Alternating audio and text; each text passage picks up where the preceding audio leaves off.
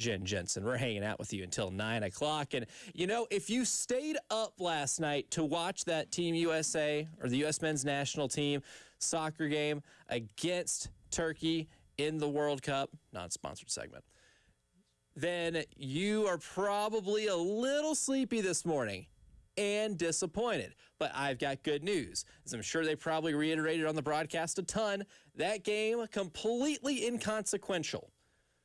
Yeah, there was no implications involved in that whatsoever. I will be the first to tell you I did not stay up to watch that whole match. I saw some of the first half. Yeah, same. Saw the U.S. get a goal taken back on an offsides from a corner kick, and then Turkey score like 30 seconds later, and I was like, well, this kind of sucks. That's a bummer. I liked it when we were winning. Right. It's a lot more fun when we're winning, even when the games aren't consequential, right? Like it would have been cool to say you go in there and you flexed on Turkey. Agreed. The team that I thought was going to win this group going into this whole thing. Which maybe call me crazy, but like this is the first time I've ever realized that Turkey is spelled Turkiye. Turkey. I think it's how they've been pronouncing it. Like some of the countries here have been going by more informal names. Like for the Czech Republic, they've been going by Czechia. Mm-hmm. In this, and I'm looking at it, I'm like, I don't want to call you that, but I guess if this is what you want, then I might as well. Bosnia has a second name. Herzegovina? Yep, Bosnia-Herzegovina. That's the one. Yeah, and hard to say, so I've always just said Bosnia. that was pretty good, though. Yeah, I would not have been able to do that off the dome, I can promise you. Herzegovina? Yeah, I think, and I might not even be pronouncing that correctly. I believe you. Sorry, Ollie Zekic, high school classmate that I went to school with who is from Bosnia. If I botched that, then I have failed you. And in that case, I am sorry. This will be my first correspondence with you in like 13 years. But I apologize if I end up botching that. But the final score last night, Turkey 3, Team USA 2. Doesn't really matter. It would be cool to flex and say, hey, you won all 3 games in the group stage. I think that would have been the first time that's ever happened. If I'm not mistaken, I'm not as familiar with exactly what all went down in 1930 when the United States went to the third place game in the first ever, World Cup ever played. But still pretty exciting proposition because you're going to be playing Bosnia and Herzegovina, playing both. Only one team. It's only one team. But you're going to be playing them in the knockout stage. I think it's going to be on July 1st. And you should win that one. And you're going to be healthier. We're going to have a yellow card reset, which is the reason why you shouldn't have played a lot. You don't play a lot of your best players last night because some of them were on yellow cards, like Tyler Adams on a yellow card. Those guys, you don't even run the risk of them being a smidge late on a tackle, getting a yellow card, and having to be suspended for the next game. Christian Pulisic didn't start, but he did check into the game, which I was kind of on the fence on. I think you should probably give him some run, but I was like, if he gets hurt and tweaks something in that game, you are never living that down. This is like Booby Miles, Friday Night Lights-esque type failure of injury management. If you do end up running him out there and he gets hurt and he's not available for the knockout stage. I don't think you could have made a more accurate comparison to a sporting event and a movie, but.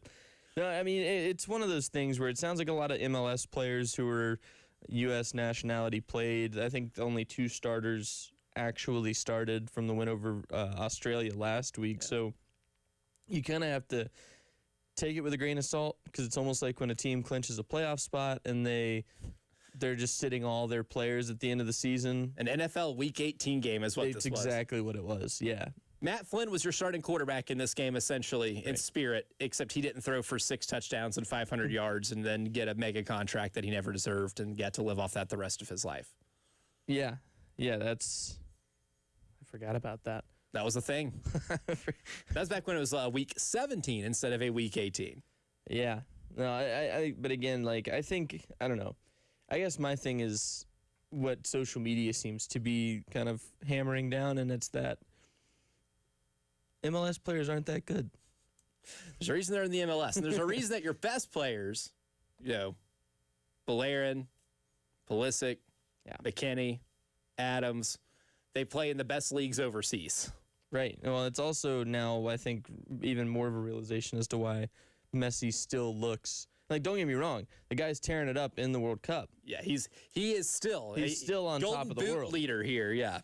However, he's got to be just having fun in the MLS. This has got to be just sure. enjoyable for him. Just making a boatload of money, packing out every stadium you go to because people want to go in there to see you. Even if you don't take one shot the entire game, they want to see you just run on the field because you are Lionel Messi. People screaming his name the entire game. I mean, he's a phenom amongst MLS players. And then it doesn't help too, or it does help too, that he's by far the best player in the league, and he can just do whatever he wants. Yeah, and he can score it well and do whatever he wants. Right. I'm curious, does this, because they're playing on July 1st, and they've spaced out these games really well, I guess, does this defeat the U.S. versus England on July 4th possibility then? Yep.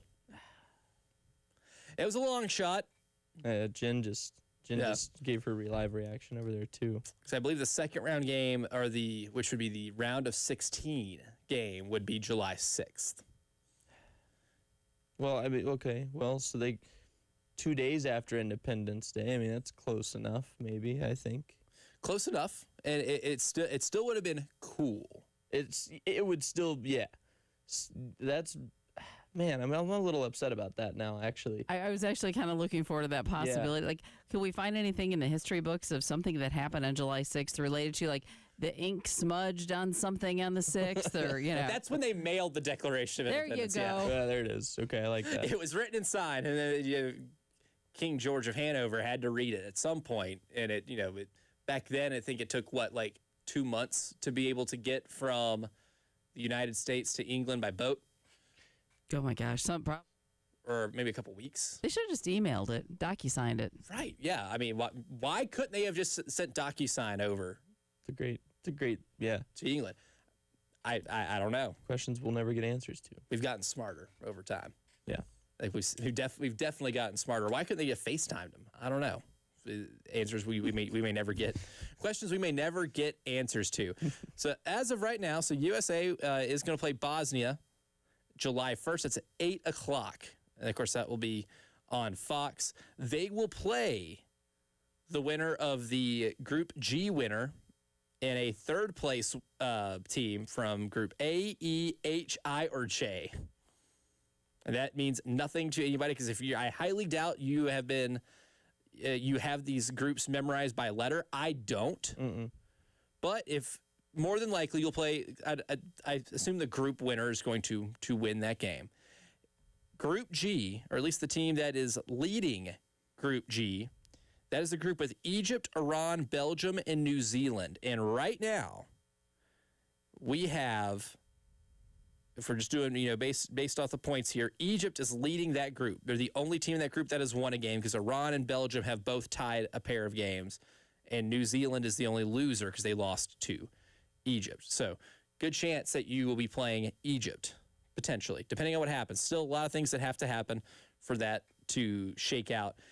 Either way, the way Belgium's playing too, if you end up playing them, I like your chances of being able to advance further. We'll have more on this at the end of this hour. We have a lot going on here in the show today. Of course, we're talking some Gamecock football.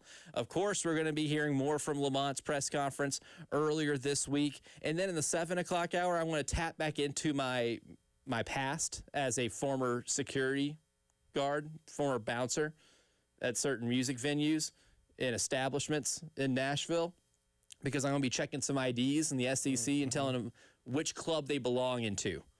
Yeah. Checking passes. Which one? Yeah. Where does your pass get you? Because I have some SEC club tiers and I'm excited to break out at 7 o'clock. But before we get out of here in this segment too, we do love lists, and off-season is the perfect time for them.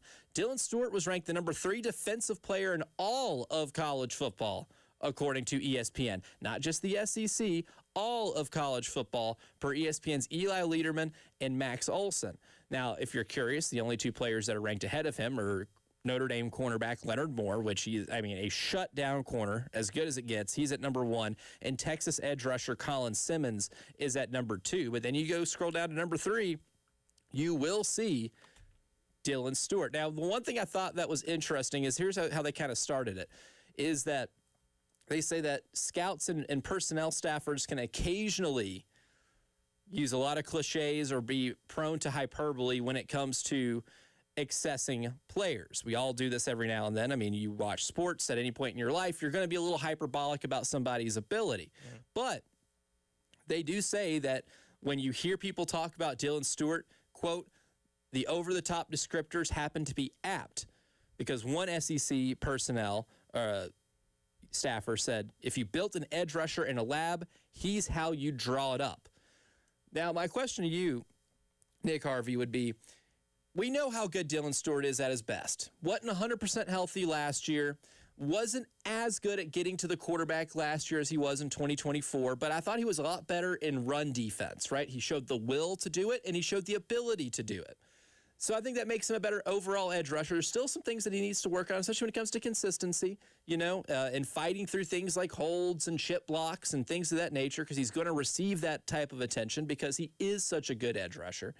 But how much does just having somebody who is considered to be the number 3 defensive player in all of college football at the edge rushing position at least elevate what the floor of your defense is?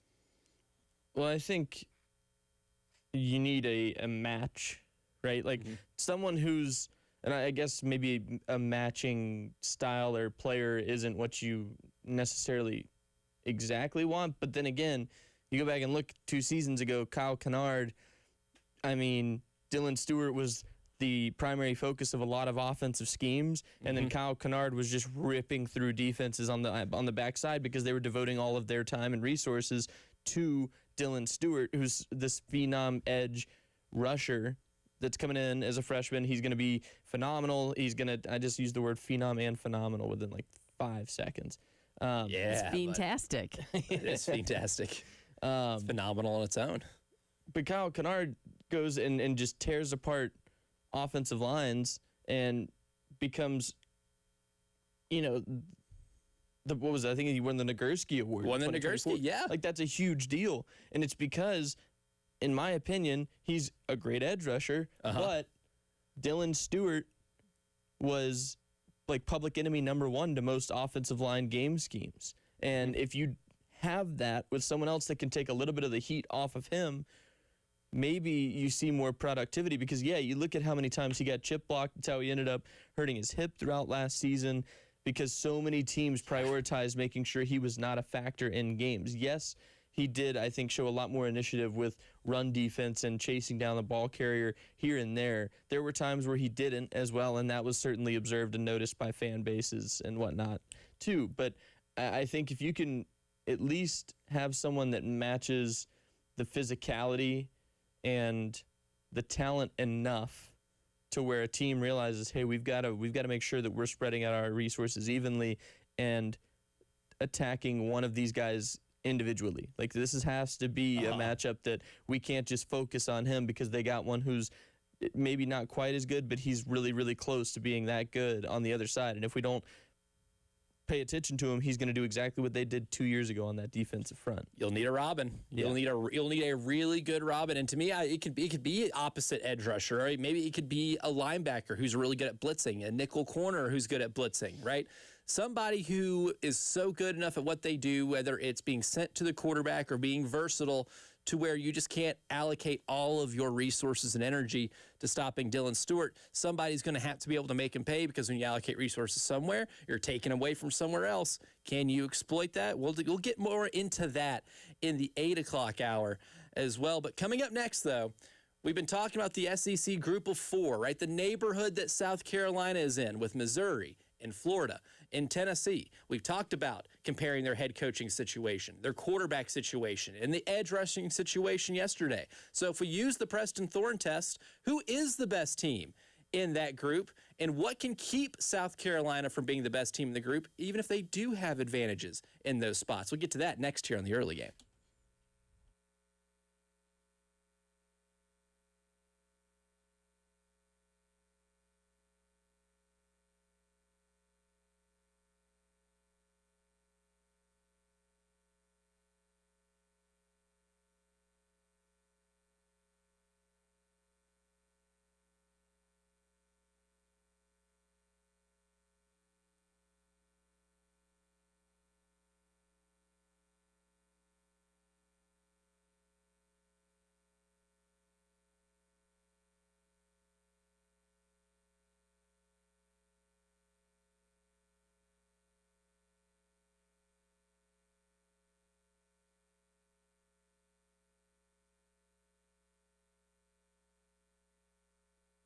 Preston here for our friends at Absolute Glass, the premier glass company of the Midlands, offering auto, home, and business glass repair.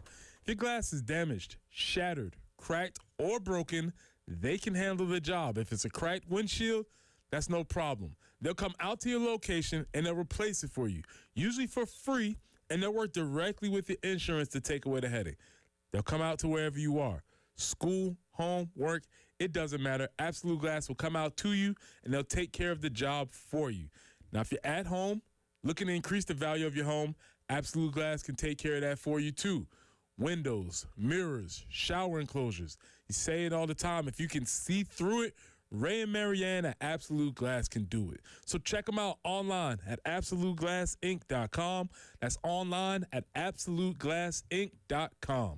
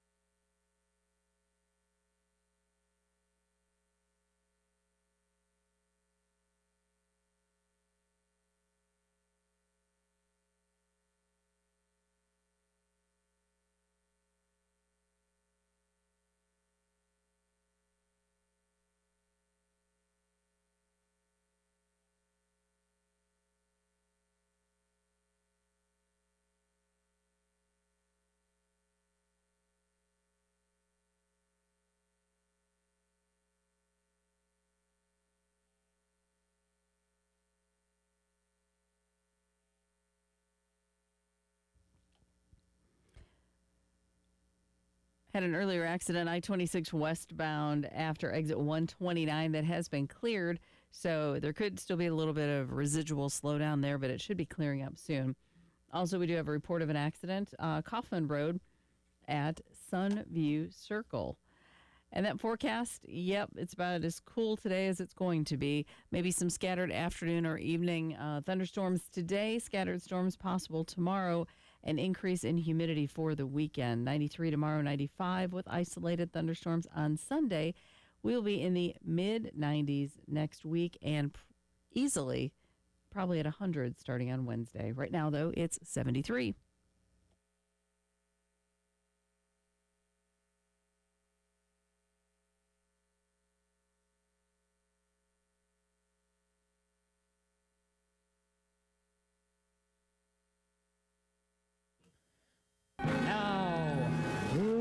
are the people in your neighborhood?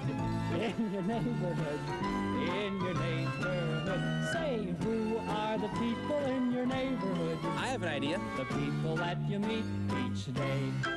Now, you might not meet Missouri this year on a football field. Yeah. Because you have been meeting them each day. If each day was a year in football, you have been doing that, and you haven't necessarily been meeting Tennessee and Florida the last couple of years, but before that, they were in your neighborhood because they were in your division. But then you stopped playing them for a couple of years. Now you get them back on the schedule. Missouri is off. However, whether or not you play them or not isn't completely irrelevant because I think that grouping of South Carolina, Missouri, Tennessee, and Florida, I have kind of bunched together as 4 teams that are in very similar situations for different reasons, but you're going to see all grouped together when it comes to seeing people's SEC rankings, the ballots when we get to SEC Media Days. I think those are the teams that South Carolina can genuinely compare themselves to this season, and if you want to reach a level of acceptance for the 2026 season, you need to be the best among those teams. And I think you certainly can. Now, Tennessee and Florida, again, you will have the opportunity to prove that on a football field, one game at home against Tennessee and then one game in the Swamp. Both of those games going to be in October. But, Nick Harvey, we've been going through this all week of talking about looking at these teams through the scope of the Preston Thorne test, which is the simplest analysis you can do is just by looking at head coach, quarterback, and the player who is tasked with terrorizing the other team's quarterback and terrorizing the other head coach's, dreams and nightmares before the game, leading up to it, right? So if you look at Tennessee, Missouri, Florida, South Carolina, and you think about those 3 things, to you, where do you think South Carolina ends up when you kind of take all of that in totality without doing much further analysis? Well, I mean, I think we just finished talking about ESPN saying Dylan Stewart's a top 3 defensive player in the country. So I think that puts you in a pretty good regard to start this conversation off. Yep. I think Shane Beamer is a good head coach. I think there's been ups and downs, and whether that's been coaching decisions, just the lack of talent here and there where you really needed the depth, I don't really know. But you got Lenora Sellers, who's coming back, who obviously didn't have a great season last year. It was an offense that didn't work for him. I think you've got a renewed energy. Rick Henry over at WS, he talked to Steven Garcia yesterday, and Steven was so excited about Lenore Sellers working with Kendall Briles. He's really fired up. He thinks Lenore's is going to have a nice bounce-back season. I think South Carolina stacks up really well when you're doing the Preston Thorne test because when you look at the 3 names, I mean, yeah, it's someone who, and Shane Beamer, has recruited really, really well in his short time here at South Carolina. Lenore Sellers, who at times has shown he can be among the best quarterbacks in the nation, and Dylan Stewart, who is, like ESPN said it, terrorizing offenses. Yeah. I mean, they have a very good head coach quarterback edge seeing eye test. And when I look at it too, I mean, if I just break them up individually, edge rusher, none of those teams have a better edge rusher than Dylan Stewart. Right. Look at quarterback, even taking 2025 into account. I think even in totality, I trust Lenora Sellers more than I trust Austin Simmons. I trust him more than I trust Aaron Philo, who I think is the projected starting quarterback for Florida. I trust him more than a true freshman in Faison Brandon, who I assume is going to be the starting quarterback for Tennessee. But even if he's not, and George McIntyre is, even though I covered George McIntyre's high school career for a small extent in Tennessee, and I know he's a really good quarterback. He's incredibly skinny, and he's never been, he's never been a starting quarterback in the SEC. Would still definitely trust Lenore Sellers more than those guys. So you got quarterback and edge rusher there. When it comes to head coach, though, I think the other teams still kind of TBD with John Summerall, but you haven't had the same lows at Tennessee and Missouri, at least, under Eli Drinkwitz and Josh Heupel that you have had here, right? You've had a 5-7, you've had a 4-8, and the inconsistencies kind of been a big part of the narrative here. But when you take all that in totality, you can reasonably say just by using that test, South Carolina is the best of these 4. But I would be hesitant to pick them over all of those other 3 teams. I'll probably end up picking South Carolina to be better than Tennessee, maybe Missouri, right? Once we get to SEC Media Days. But the thing that might keep me hesitant is there is the one looming thing that's just not a part of that test, and that is line of scrimmage play. Because as we saw in 2025, you would have also been a leader in the pack in that regard, right? If you take in the quarterback that Florida, Tennessee, and Missouri had, maybe it's a closer competition, but that was the highest Lenoris' stock has ever been. Dylan Stewart's stock was pretty high as an edge rusher. And if you're doing that same comparison, Tennessee had some good edge rushers. Missouri sent Zion Young to the NFL. Florida had some good edge rushers and good defensive line play. But what kept South Carolina from even being better than those teams was the line of scrimmage. And I think this is going to be all roads here leading back to one thing this entire offseason, which is it's the reason it's the summer of the big one, because line play can ruin you to the point where it renders even a test like this, which I think is completely logical, a moot point. Yeah, I agree. And that's one of the harder things of an offseason with not a new coaching staff, but new coaches and new recruits, new players out of the portal, whatever you want to say. There's a lot of factors we don't know. We have no idea what the offensive line is going to look like. There are some returners, and you know what you'll get in someone like Shed Surratt, but like, what else do we know? We don't. How are these guys going to work as a unit?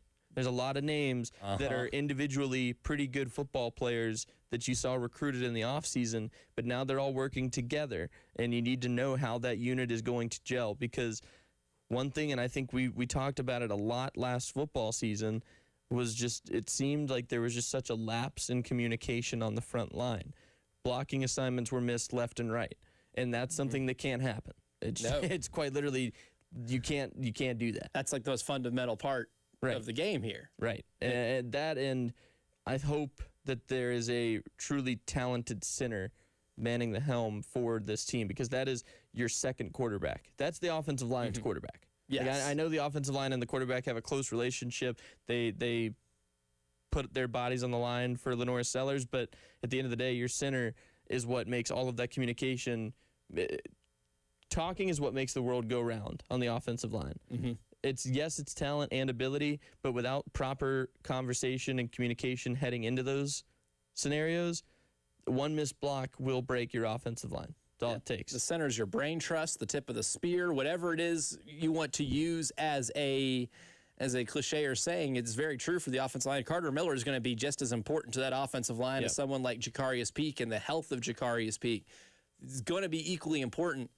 It's just, when I did this exercise, I was like, wow. I mean, am I being hyperbolic when I say South Carolina passes the Preston Thorne test maybe better than the other teams in the neighborhood? What would keep me from picking South Carolina over them? And it all came back to the same thing, which is the offensive line, because then maybe you don't get the guarantee that Lenoris Sellers is the best quarterback. If the Florida's offensive line blocks for Aaron Philo a lot better and they run that Buster Faulkner offensive scheme, they're going to be hard to stop. If Tennessee's offensive line are aces in pass protection, we know what that offense can do or what it's built to do. If Faison Brandon's just half of what he was promised to be, he can put up really good numbers. It all does kind of go back to that, and there's a reason we call it the summer of the biggin. But coming up next, though, we heard a little from Lamont Paris yesterday. We'll play more of that, especially as it pertains to the international players brought in. What's that process like, and what should we expect from them? We'll hear from Lamont next.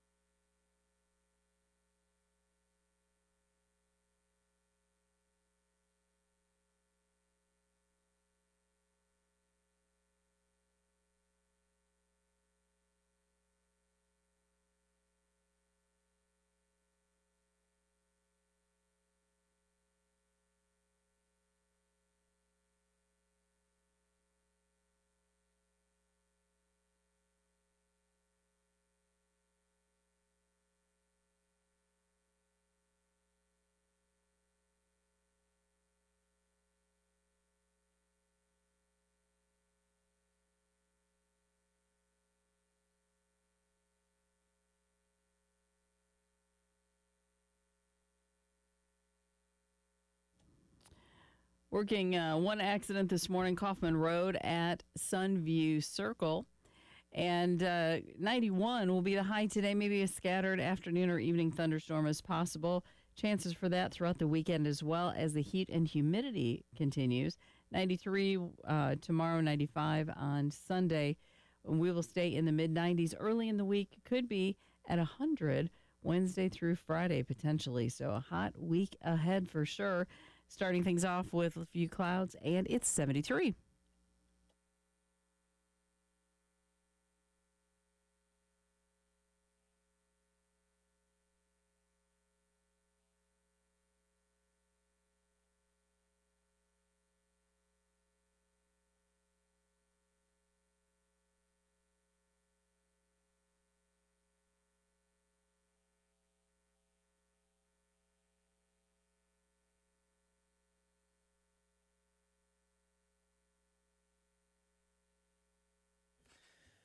There's a little bit of international flavor to this year's South Carolina men's basketball team. More so, really, than ever. In college basketball in general, you're seeing a lot more of this, right, of more international players. And now we pretty much have the entire roster set, right? The men's basketball Twitter account tweeted out yesterday, the guys with a lock emoji, meaning it's pretty locked in. And if you look at the list here, you will see a couple players like Hugo Lopez or Juan Francisco Fernandez. Francisco. It's fun to say, Jen. It's a fun name. Francisco. And hopefully the production matches what we think it can. There is a chance he might end up being your best player because of his extensive experience playing professionally overseas and playing for the Argentinian national team. And thankfully, he's not a draftee, so I don't have to be mad about his acquisition. So could he technically be an international man of mystery? I think he is the international man of mystery, especially on this team. The international man of mystery. Did you bring him here for $1 million? See, it's all coming together. If you could bring Austin Powers into something, it's a good day. We have weaved Mr. Rogers into the show. We have weaved Austin Powers into the show. I have a plan in the first segment of the next hour to bring SpongeBob into the show. Oh, my goodness. We are going to be the most well-rounded radio program in America, and that's the goal. Any good reason to, play the song. It's groovy. It is groovy, man. It is quite groovy. But Juan Fernandez is going to be that international man of mystery. So, but first, before we even get to how they got here, what that process is even like, because I'm fascinated. I know, pretty well, how the domestic recruitment processes go.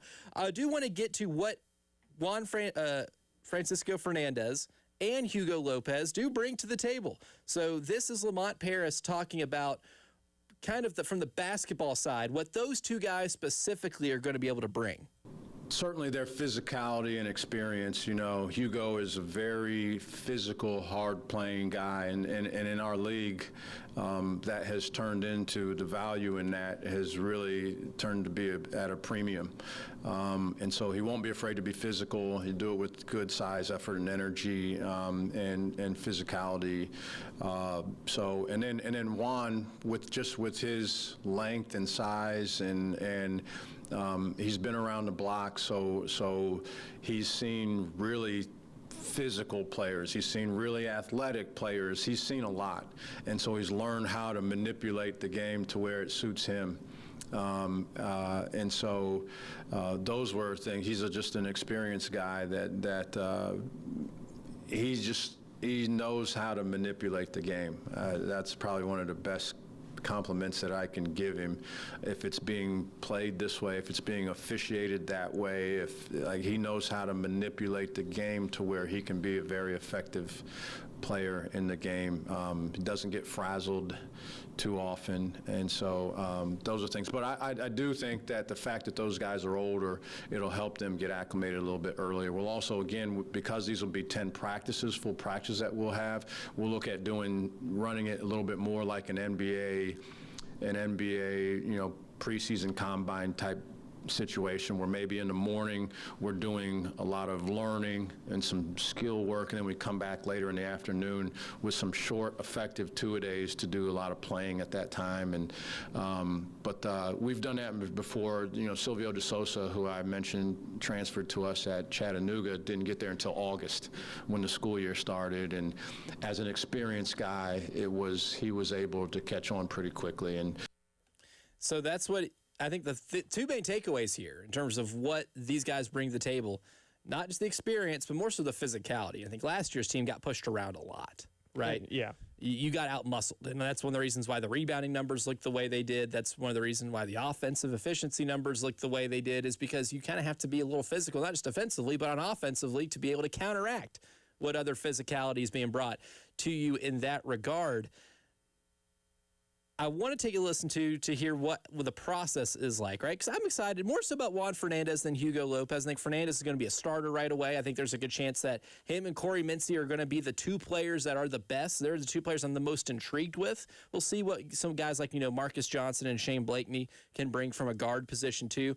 But I'm most excited to see what Juan Fernandez and Corey Mincy are able to bring. I think those guys have the potential to be kind of the two guys you're running your entire offense and your team through. But this is what the process is like for being able to get international players, which is a recruiting experience, maybe a little more different than some guys on this staff, especially with Lamont, might be accustomed to. This will be cut 13, Jen. I didn't go overseas. Now, I mean, if you looked as we progressed through the portal, and you saw a lot of these big targets coming off of the board, you saw more head coaches going overseas to see some of these guys, because it's one thing to take a flyer on some of these guys, but when you need them to be your main guy, some of these guys, you needed to see some of these guys, and so some of those guys did that.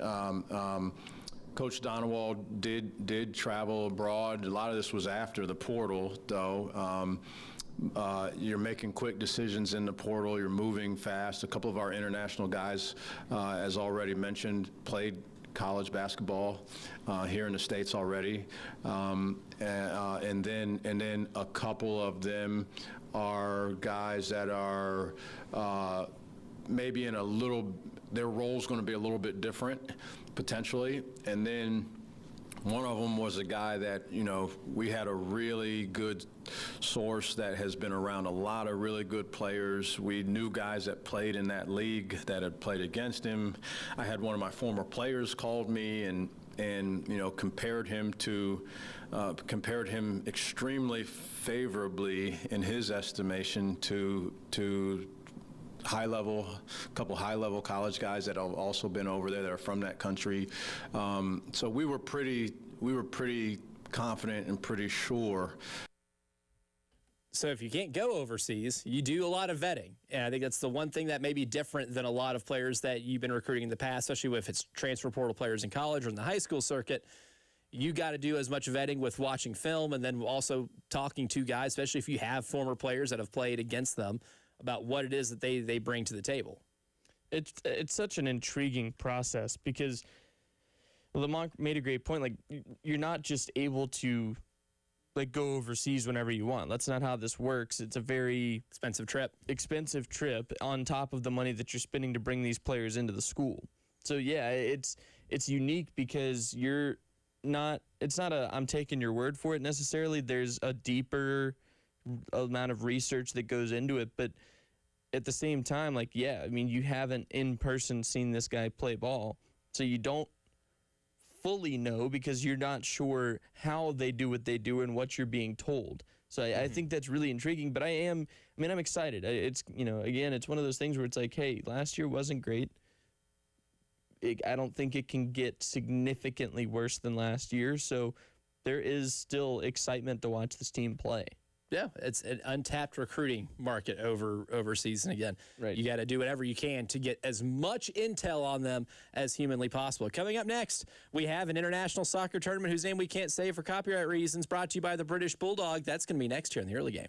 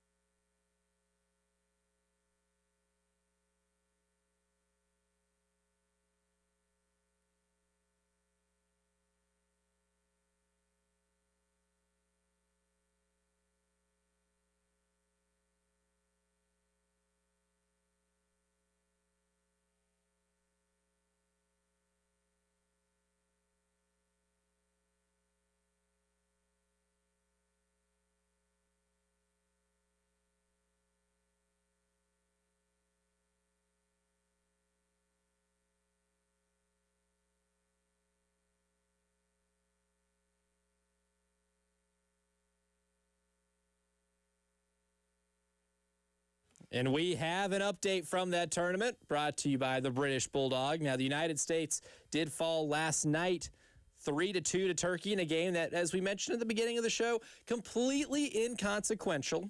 United States already won their group. They will be playing Bosnia in the first knockout stage game on July 1st.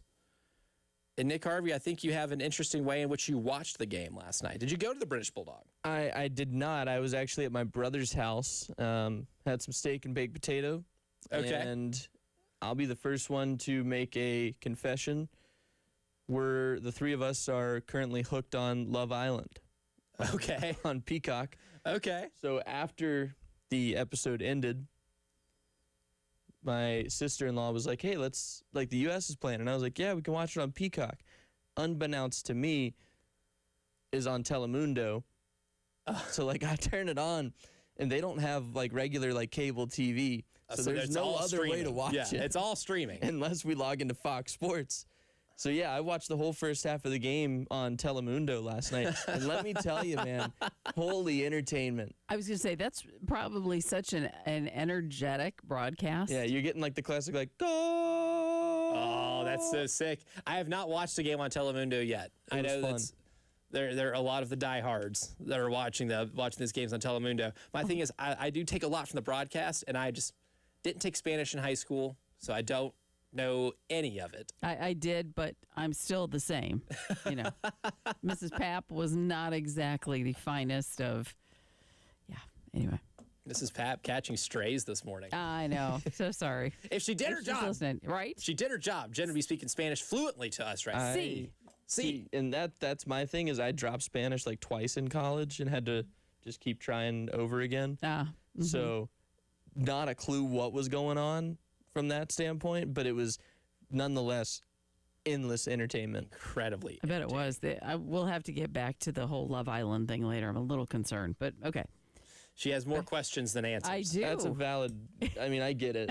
Yeah. And when it comes to the results yesterday, Japan and Sweden tied at 1. Paraguay and Australia tied at 0s. Ecuador upset Germany.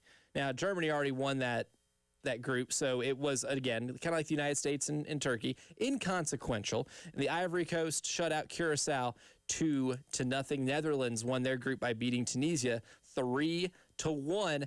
Now, before we get to the knockout round games that are already established, we will go to today's slate because there are two blockbusters on here. Uruguay and Spain, or as Preston has let us know, they call it Uruguay. They're in that country. Uruguay, the first ever global goblet winner. But they play Spain, two of the best teams in the world, facing off at 8 o'clock. And at 3 o'clock, Norway and France to be the winner of that group. That is Erling Haaland from Norway and Kylian Mbappe from France. Those are the two of the best goal scorers on planet Earth. Two megastars facing off against each other. Norway clearly does not have the same type of international soccer success that France does. Going to be incredibly fun to see exactly who wins that game. And then real quick, we'll take a look at the bracket and some of the matchups that are already established. Canada will be playing South Africa. That's going to be on June 28th at 3 o'clock. That'll be their first knockout stage game. The Netherlands will be playing Morocco on June 29th. That will be a banger of a game. Morocco is a top 10 team in the world in FIFA rankings. The Netherlands have all type of international soccer success, historically great organization there. That's probably going to be the best game of the knockout stage. The United States will be playing Bosnia and Herzegovina. One country, though. Two names, one country. Brazil will have Japan.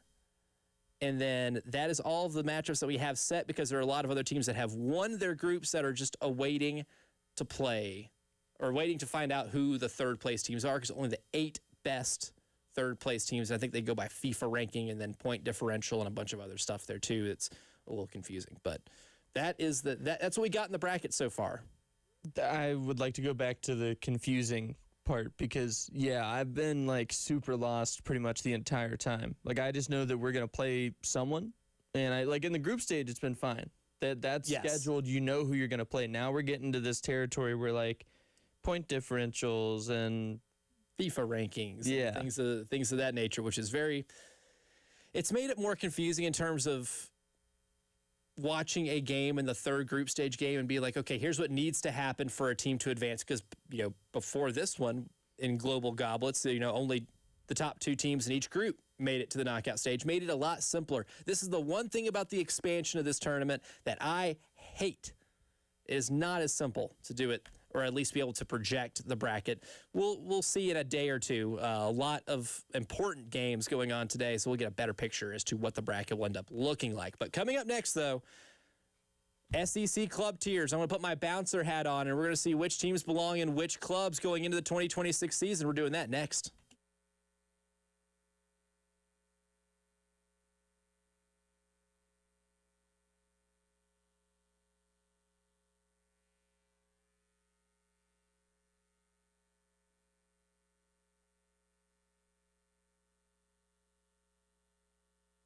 Preston here for the good folks at Integrated Media. We told you there were so many sports happening this weekend. Was it soccer? Was it baseball? Was it basketball?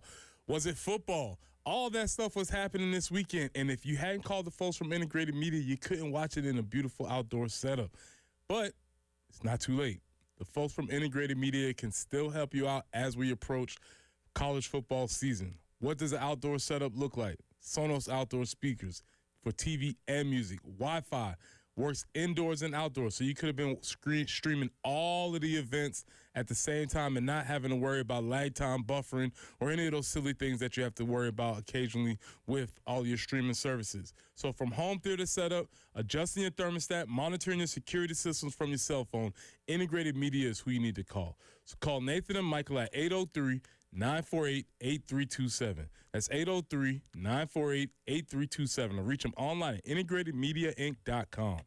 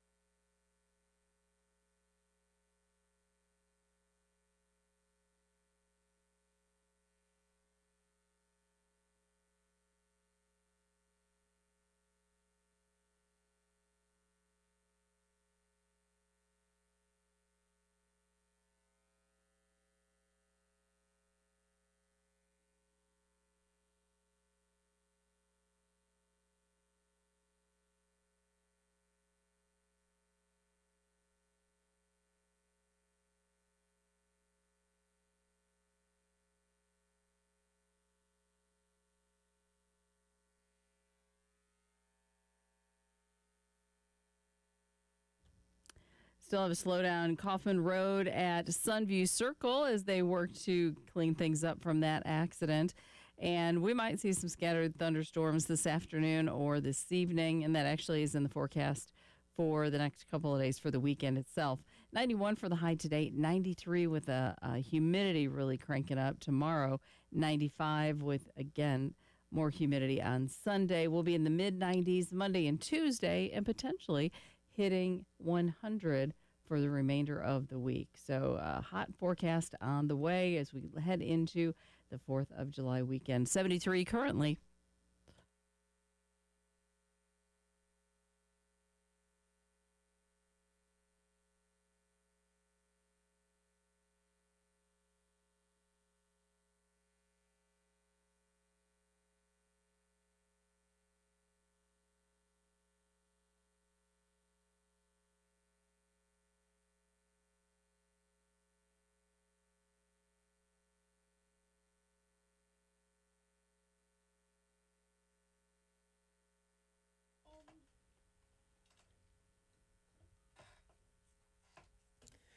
Hour number 2 of the early game starts right now. I'm Elijah Campbell. He's Nick Harvey from WIS and Palmetto Sports. She's Jen Jensen.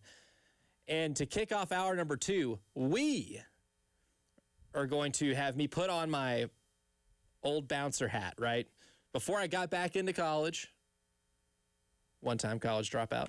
They got back in. Before I got back in, though, I was in a little bit of limbo, working a lot of odd jobs or whatever, but did find one that I enjoyed for a little bit, which was actually being a security guard at a few music venues in Nashville and a few other establishments in Nashville. I am not a stranger to checking IDs or checking passes. So I thought, you know what? What if I marry those two careers that I had here, those 2 jobs, the one I currently have now and the one I used to have, because I decided to put some SEC teams in tiers. Nick Harvey, Tiers.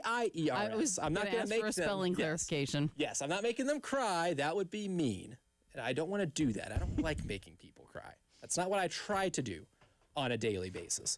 But I did tier up these SEC programs, and I tiered them into clubs. So with that being said, Jen Jensen, there's only one song we have to do this segment to. All right.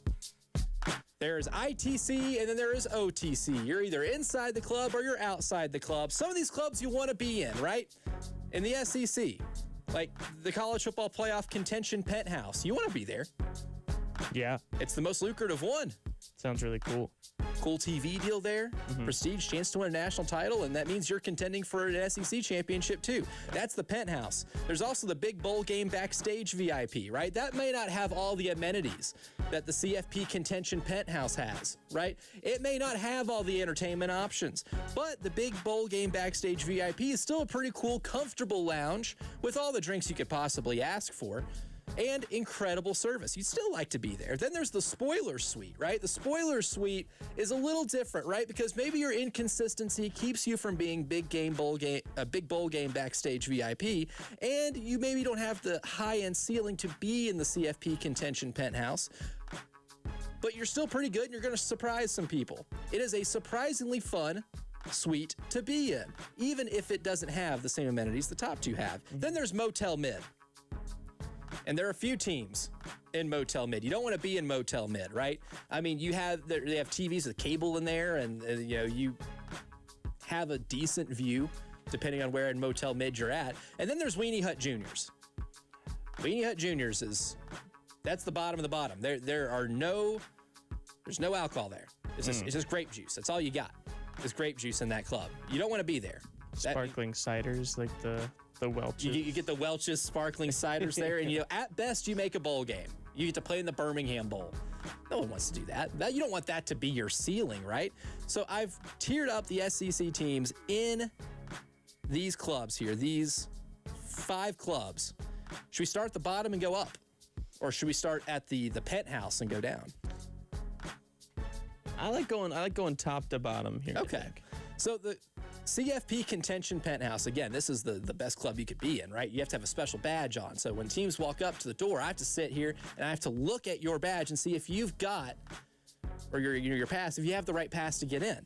And right now, Georgia has it, Texas has it, Texas A&M has it, Oklahoma has it, and LSU has it.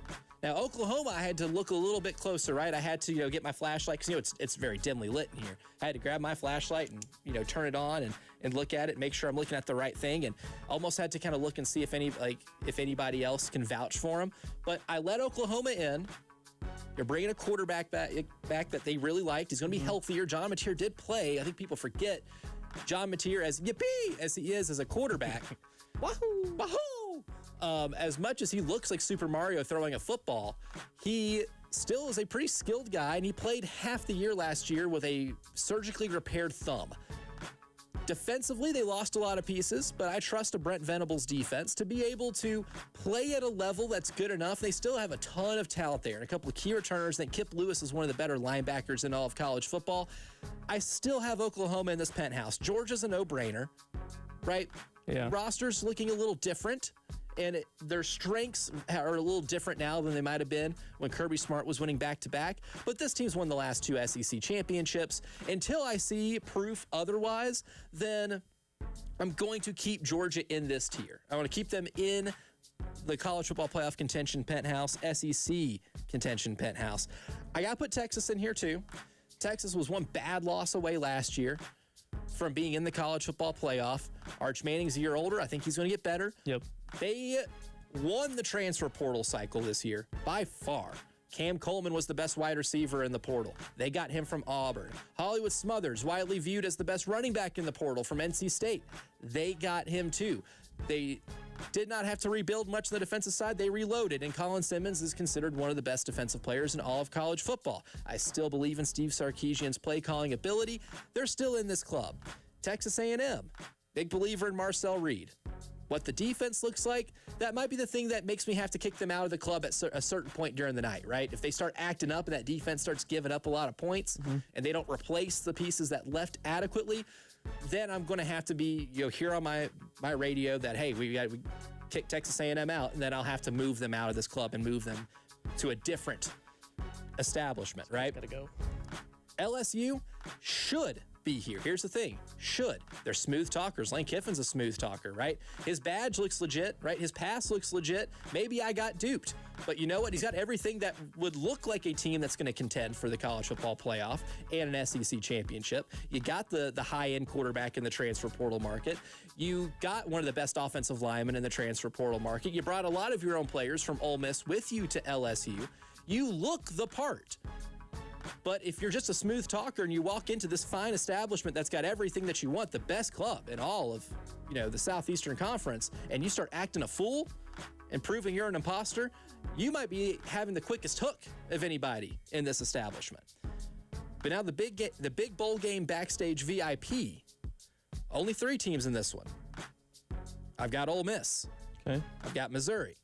I've got Alabama. Now, I don't believe in Alabama as much because I don't know what that offense is going to look like. Caleb DeBoer is a really good offensive coach. Right? He has built a lot of great offenses, but that offense fell on its face last year, despite having a first-round pick at left tackle, despite having a first-round pick at quarterback, despite having a potential first-round pick in the 27 draft at wide receiver. That offense was built to be really good, and they were like 36th in SP+ in the last half of the season. That's inexcusable. They were so bad at running the ball that they just quit running the ball. They quit trying to run the ball. I don't know if they got much better at a lot of those positions, and I don't know what Keelan Russell is at quarterback. Supposed to be a really good quarterback, and you assume he's going to beat out Austin Mack to be the starter. But I don't know exactly what that ceiling is there for them. Because of that mystery, I can't put them in the penthouse just yet. They get the big bowl game backstage VIP, though, because that defense is still a juggernaut. That's a great defensive unit. It's a great roster. I like what they have there. I don't know if I trust what they have on offense enough. Missouri, they could be CFP contention penthouse. It depends on whether or not Ahmad Hardy can play, right? It's at his best is one of the best offensive players in this entire league, but as long as Eli Drinkwitz is coaching at Missouri, they're probably going to be playing in a really good bowl game, the best of the bowl games that's not the college football playoff. I'm giving their history enough to allow them into this club. And then Ole Miss is going to have the quickest hook here because I think there's a serious possibility that Ole Miss loses a lot of games that they don't. Yeah. So they might fit the spoiler suite a little bit better, but I got my eye on Ole Miss. Now the spoiler suite, again, this is teams that can beat anybody in this league. I think they're also teams that can maybe lose a couple of games they're not supposed to. Ole Miss they're in between, but I gave them the benefit of the doubt because they were able to keep enough players from last year's team. And Pete Golding did a good enough job in the CFP to help them win a couple of games to where I want to give him a little bit of the benefit of the doubt here to go into the backstage VIP. But 3 teams in the spoiler suite. This is where the Gamecocks are. South Carolina, Tennessee, and Florida. South Carolina has the most known on this team, right? When it comes to head coach, quarterback, edge rusher. They also have maybe the biggest unknown of those 3 teams, and that's the offensive line. Yeah. Tennessee's got a lot of talent. Can they put it all together? Can a true freshman quarterback lead them to where they want to go as a fan base and as a program? With Florida, is John Summerall great in year 1? Is he going to be able to get the pieces to click immediately, even with some really talented pieces? I mean, Eric Singleton Jr. was one of the better wide receivers in this portal class. Florida landing him, I thought, was a big deal. But can Aaron Philo be your starter? I think Aaron Philo has a high potential, so I think they can maybe beat some teams that they're not supposed to. Maybe they upset Georgia in the annual rivalry game. But maybe they also lose a stinker here and there. I think there's a lot of possibility. And with South Carolina's kind of inconsistent nature over the last couple of years, I have to put them in here until further notice. So the spoiler suite is just a club of 3 people right now. That's South Carolina, Tennessee, and Florida. And then there's Motel Mid. Auburn and Vanderbilt were the easiest to put in Motel Mid. Vanderbilt just lost too much. I think Vanderbilt will be fine as a program down the road. This is just going to be a valley. There will be peaks and valleys. Vanderbilt's going to be in a little bit of a valley this year, but their valley usually is being in Weenie Hut Juniors. But Vanderbilt's not there anymore. I think Clark Lee's got that program to where their valleys will never be that low again. Auburn, love Byron Brown at quarterback. I like Alex Golish as a play caller and as a head coach. So I did a fantastic job at South Florida, but I'm still believe it when I see it mode. And I think that team spiritually feels like 6-6. The toughest team in here, though, is Kentucky, because Kentucky almost has a badge that you can put in the spoiler suite. But the harder you look, it does, there's a stamp there that just says Motel Mid. And then I'd be cool with maybe letting them pass, right? Maybe, they go up to the spoiler suite, and, I got a good rapport with them. I like Will Stein a lot. I think Kenny Minchie is a quarterback that just never has been given the right opportunity in college football, and you've given him a really good offensive line from the transfer portal, and you have a couple of really good running backs in Javonte Barnes and C.J. Baxter, so you can maybe have a really good running game. I'm intrigued with Kentucky, but they're in Motel Mid until proven otherwise. If I continue to like them when the season actually starts, or the more I dig into it, then maybe it'd be like, hey, it's not on your pass, but I'll let you back here. You're my guy. I won't tell anybody. Hey, I'm in charge here. You can come back. But then there's Weenie Hut Juniors, and that's Mississippi State and Arkansas. They will be buns. Yep. And they will be in Weenie Hut Juniors, which if you've never seen SpongeBob, that's the club SpongeBob got sent to. He tried to get in the salty spittoon. Couldn't do it. Weenie Hut Juniors he goes, and that's where he'll be joining Mississippi State and Arkansas, the Spuds of the conference. I think you could argue Arkansas could get sent to Super Weenie Hut Juniors.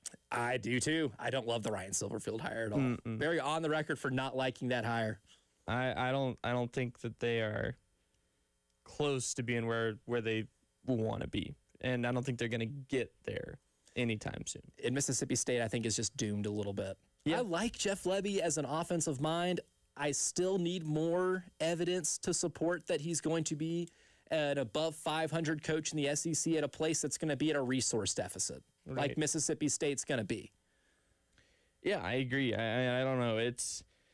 To me, it almost felt like Arkansas didn't get who they wanted in some sense of the way. Yeah. Or they just, hey, this guy beat us when he was the coach of Memphis. Surely he can come here and do magic. Yeah. I'm very underwhelmed. I do completely agree with you though. South Carolina in the spoiler suite. As soon as I saw this on the grid yesterday, we were talking about it. That was one thing that I immediately was like, well, yeah. I mean, that's pretty accurate. The high variance, but they'll probably disappoint you in a couple different ways. Because if you look at South Carolina's schedule, too, I mean, you're going to play the other 2 spoiler suite teams in Tennessee and Florida. And I think those games for all 3 of them are going to be mightily important in terms of determining whether or not you have a season you consider a success or a failure. But you look up and down, South Carolina's schedule.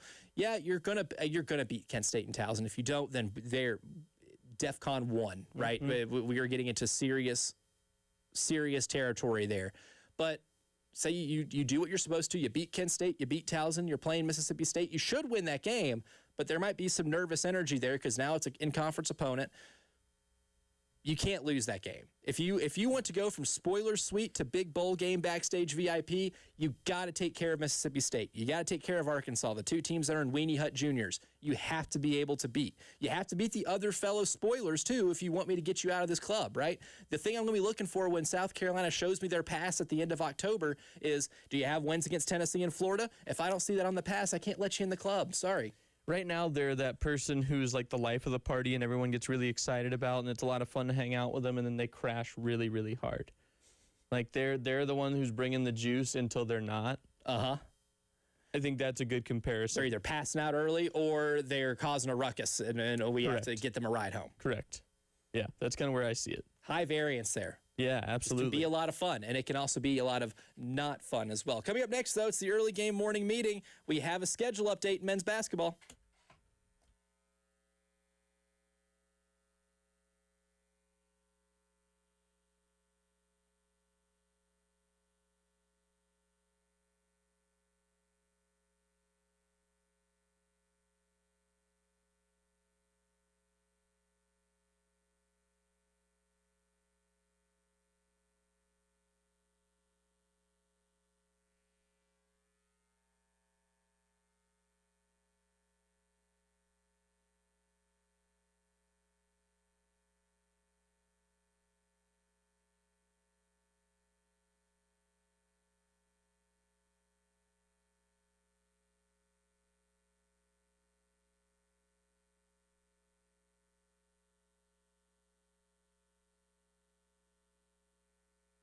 Preston here for our friends at Cato's Power Equipment. Cato's Power Equipment has been family-owned and serving the Midlands since 1983. That's over 40 years. And third-generation owner Ben Cato provides top-notch service, great deals, and the mom-and-pop values that you love. At Cato's, they are proud to offer a wide selection of new and pre-owned mowers, tractors, and more. So if you're ready to invest in something new, the friendly team is there to make the process easy, help you choose the right equipment, find financing options, and keep your gear running strong with expert service and parts. Whether you're a weekend warrior or a seasoned landscaping pro, Cato's has you covered. With a huge selection of new and pre-owned mowers, tractors, and all the gear that you need to tackle any outdoor project. So swing by Cato's today or call them at 803-254-3711. That's 803-254-3711.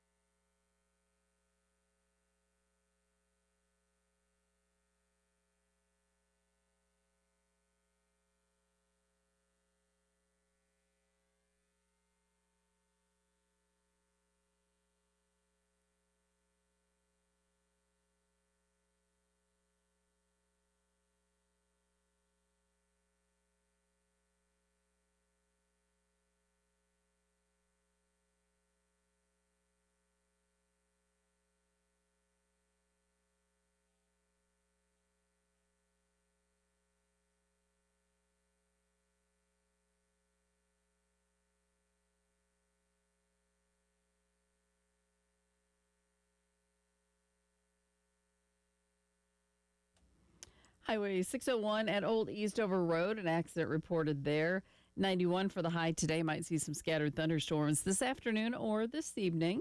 A chance for really scattered thunderstorms are possible throughout the weekend as temperatures continue to increase.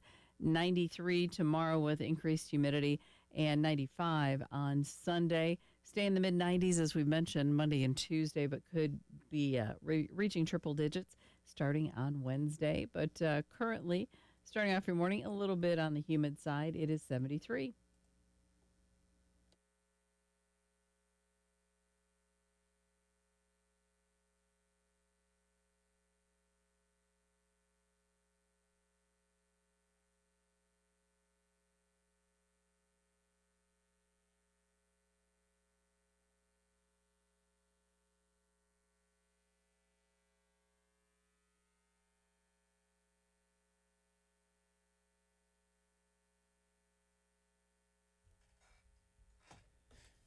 It's time for the early game morning meeting. And today we have some news when it comes to the men's basketball schedule. Now, we don't know the dates yet, but we do know the opponents that will be coming to CLA. So that's what we'll start with for today's morning meeting. Good morning. Good morning. Repeat after me. Today will be an awesome day. Yeah, it will. Let's go. Good morning, great today. Today will be an awesome day. Good morning, great today. Today will be an awesome day. It most certainly will, especially when you get to know a little bit about the schedule. Now, we have the full football schedule. We've had it for a while. But for the men's basketball team, too, we talked about some of the international players that Lamont is brought in, and we heard from Lamont in the first segment, or in the first hour. And now we get to know who they'll be playing at home at CLA, who you can buy tickets to go see them play against. And the home opponents this year, that's just the home opponents. You're playing them only once, and you're going to play them at home. Will be Alabama, Arkansas, Auburn, Ole Miss, Texas, and Texas A&M. A pretty good slate. It's not a Kentucky year, but you do have a couple of really good programs on that list, especially when it comes to Alabama and Arkansas. We'll see what Auburn is. We'll actually talk about a player that Auburn's got on their roster in the next segment, right? But Ole Miss, high variance, Texas, high variance, Texas A&M. You'll get to see Buckyball at CLA. You want to talk about a clash of styles? Lamont Paris does play maybe a little more slower tempo, or his teams have played to slower tempos over the years. Texas A&M and their head coach, Bucky McMillan, the exact opposite. They press every game. They platoon swap. They shoot a ton of threes. It is a completely different brand of basketball than what you'll be seeing here in terms of aesthetics and style, right? That will be an ultimate styles make fights game, and you'll get to get that at CLA this season. It'll be entertaining. I mean, I think there's some, and you're looking at a 2-year removed national champion coming into CLA in Florida, which I think is going to be a really, really compelling matchup. Yep. Not maybe for the fact that, like, South Carolina is going to have a really tight game there. You don't know. We don't know because we don't know what this roster is going to look like altogether. It wasn't last year. No, it was the year before when Florida did win the national title. Maybe one of those frustrating losses. I was at that game. Maybe one of those frustrating losses in the history of South Carolina men's basketball. Yeah. And Florida will be one of those teams that come here, but you also play them at home and on the road because your home and homes this year, again, Florida, Georgia, and Mississippi State. Yeah, and I think Georgia was a home and home, I believe, last year as well. Yeah, they've been a home and home for the last few years. Every year that I've been here, Georgia has been a home and home type deal. And so is Florida. Mississippi State, I think it has varied. I don't think they were last year for the first time in a while. I think Georgia's always a fun matchup because you're gauging what this basketball team is going to be like. And so if you, I don't know, I feel like if you're playing well against Georgia, if you beat Georgia and it's pretty convincing, you're a little more comfortable. You feel pretty good about where the South Carolina team's at because Georgia's not a bad basketball program, but they're not amongst the blue bloods in the SEC. You're of similar ilk, I would say. Yeah. From a historical standpoint, you know, you have an NBA legend that played in your program. With Georgia, it's Dominique Wilkins. With South Carolina, it's Alex English. You've had, you're considered football schools, where football is the biggest priority there. Like Kentucky will never be a football school, right? South Carolina and Georgia, maybe more similar of programs historically. I feel like the Georgia game or the Georgia series every year, the home and home with Georgia is usually a good bellwether as to how you're going to be. Yeah. Even in the year that they went to the NCAA tournament a couple of years ago, you still lost that game against Georgia at home, beat them on the road pretty good, but lost to them at home. Georgia's always been a little tricky there for some reason.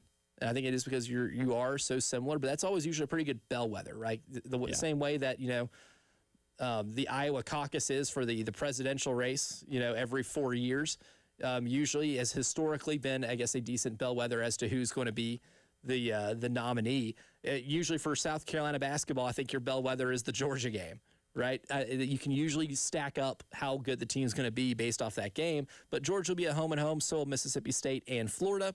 Your exclusive road games this year, you'll be at Kentucky, at LSU, at Missouri, Oklahoma, Tennessee, and Vanderbilt, which means you do get to play Memorial Gym and get to play in the one arena in college basketball where the sidelines or the bench is at the baseline and not the sideline. Well, and I think going back to the home slate too, like you're going to get to see John Calipari in CLA. Yep. Always a good draw. He's always going to bring in a good team. Yeah, I was going to say that's going to boost ticket sales because everybody wants to see Calipari in person. One of the most famous men in all of basketball, not just college basketball. Yeah. I mean, this is the same guy that went to the NBA Finals and game 4 and was sitting next to Adam Sandler. Yeah, that is true. That is true. I think it's fun because to an extent, no matter what team you put on the court, when you welcome in these guys who you're expecting to be playing deep into March, it's going to be entertaining because you can at least then go tell your friends later on, like, yeah, I saw them play in Columbia earlier this year. They beat us by whatever. Or we shocked them on a Sunday, whatever it is. Because I don't know, there's a lot of variance with SEC basketball now where they're starting to rise in prominence amongst what has been a long time dominated ACC sport. And it's one of those things, too, like the league has invested so much in the sport of men's basketball. That's why I think 2 years ago you saw 14 of the 16 teams in the league get into the NCAA tournament is because of that investment. You invested in the coaches. So the coaches then invest the money that those programs have into the rosters. And now you've seen the numbers for roster spending dramatically go up year over year, right? I mean, you just take the difference between, 2 years ago to last year. South Carolina went from spending around $1 million on the roster to $5 million and was still the last place team in the SEC when it comes to roster spending. Now they spent a significantly more amount of money than they did the year previously. A lot of other schools continue to follow suit too. Not everybody's going to be spending Kentucky money on basketball, but even your Vanderbilts even last year, Vanderbilt spent over more than $10 million on their roster, reportedly.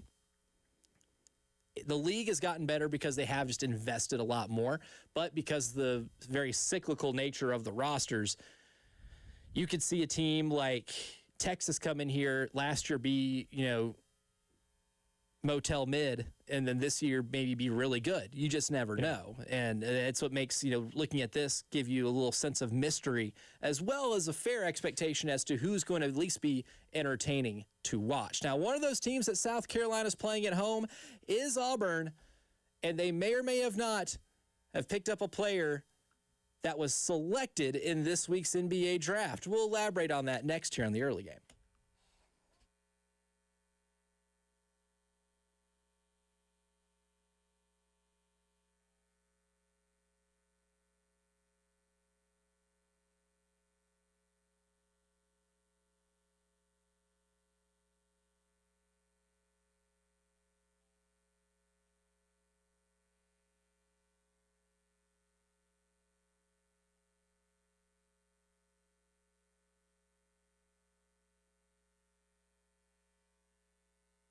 The whole world talk about this tournament. Look, we're almost done with the knockouts, or not the knockouts, it's the group stage in this tournament. So the group stage chaos, almost over. Now we're getting closer to moving to the knockout drama. Still plenty of stoppage time, heartbreak, still many storylines that you can get involved on because of the DraftKings Sports app, because it's now live in South Carolina. You can be involved every minute, every match, right here in South Carolina. This big tournament, the stage is in the palm of your hand. The new DraftKings customers can sign up with code 1075TheGame, spend $5 to get $200 in total rewards.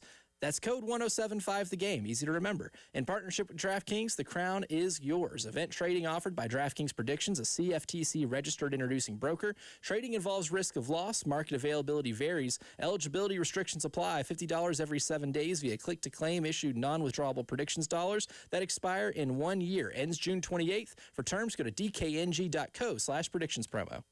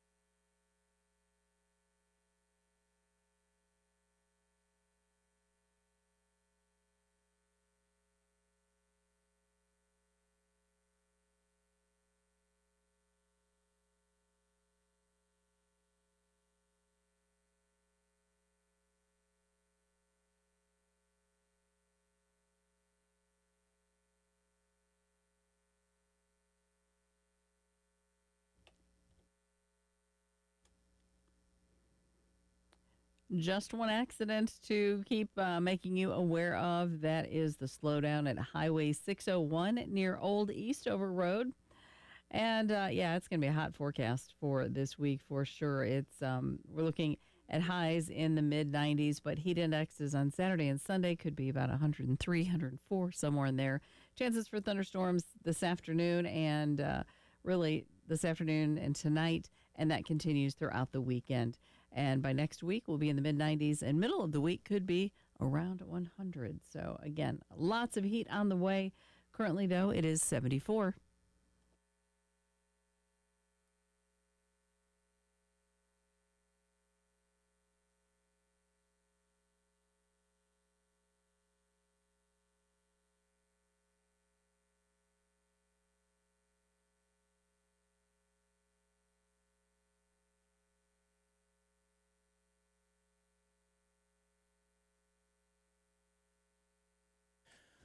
Without a doubt, the worst trend in college sports has been recently flubbing eligibility rules. Yeah. Taking the NCAA to court over something that normally would not have been accepted, right? I think it maybe all have started with Diego Pavia getting that extra year of eligibility, and it branched into a bunch of lawsuit city visits. And I don't know if what we're talking about now will eventually lead to Lawsuit City, but if there is one song that encapsulates the college sports experience in 2026, it's Axl Rose begging you to take him down to Lawsuit City. Yeah. No, we've said the Wild West like to a deafening point over the past year, I guess now, year and a half.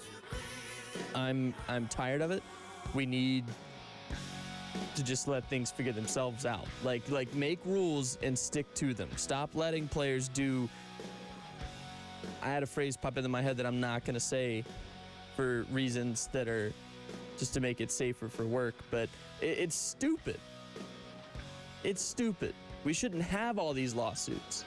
If we want rules, follow the ones that you have instead of challenge. The Brendan Sorsby thing is the Brendan Sorsby saga lived in Lawsuit City. I think you can almost make Brendan Sorsby maybe the mayor of Lawsuit City. He just won election. Congratulations, Brendan. You did win something here in this entire saga. I personally would have bet on him winning.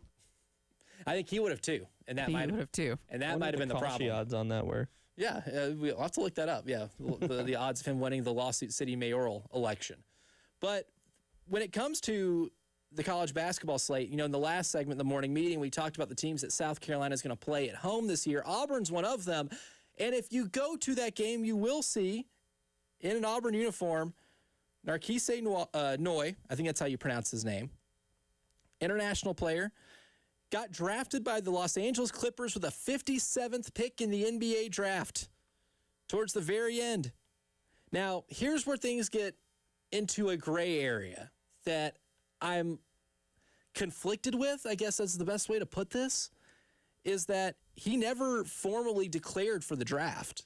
Right. He committed to play to Auburn in March and was going to play at Auburn, but he was automatically put into a pool of international players, which a lot of players are at a certain age. You're automatically draft eligible, so a team can draft you, but then they have to go out of their way to convince you to actually come to America and play for them, right? This is one of those instances when I first saw the story, I was like, oh, what are we doing here? First, Will Wade doing it because he brought in R.J. Lewis and another player who was picked by the Cleveland Cavaliers. He took two NBA draftees and put them on his roster. This all started with the Charles Bediako thing last year, too, with Alabama, a guy who was drafted, played a couple of years in the G League, and Nate Oates tried to weasel his way into getting that guy on his roster to play for the back half of the year, was able to get enough injunctions to allow Bediako to play 2 weeks of college basketball before common sense finally prevailed.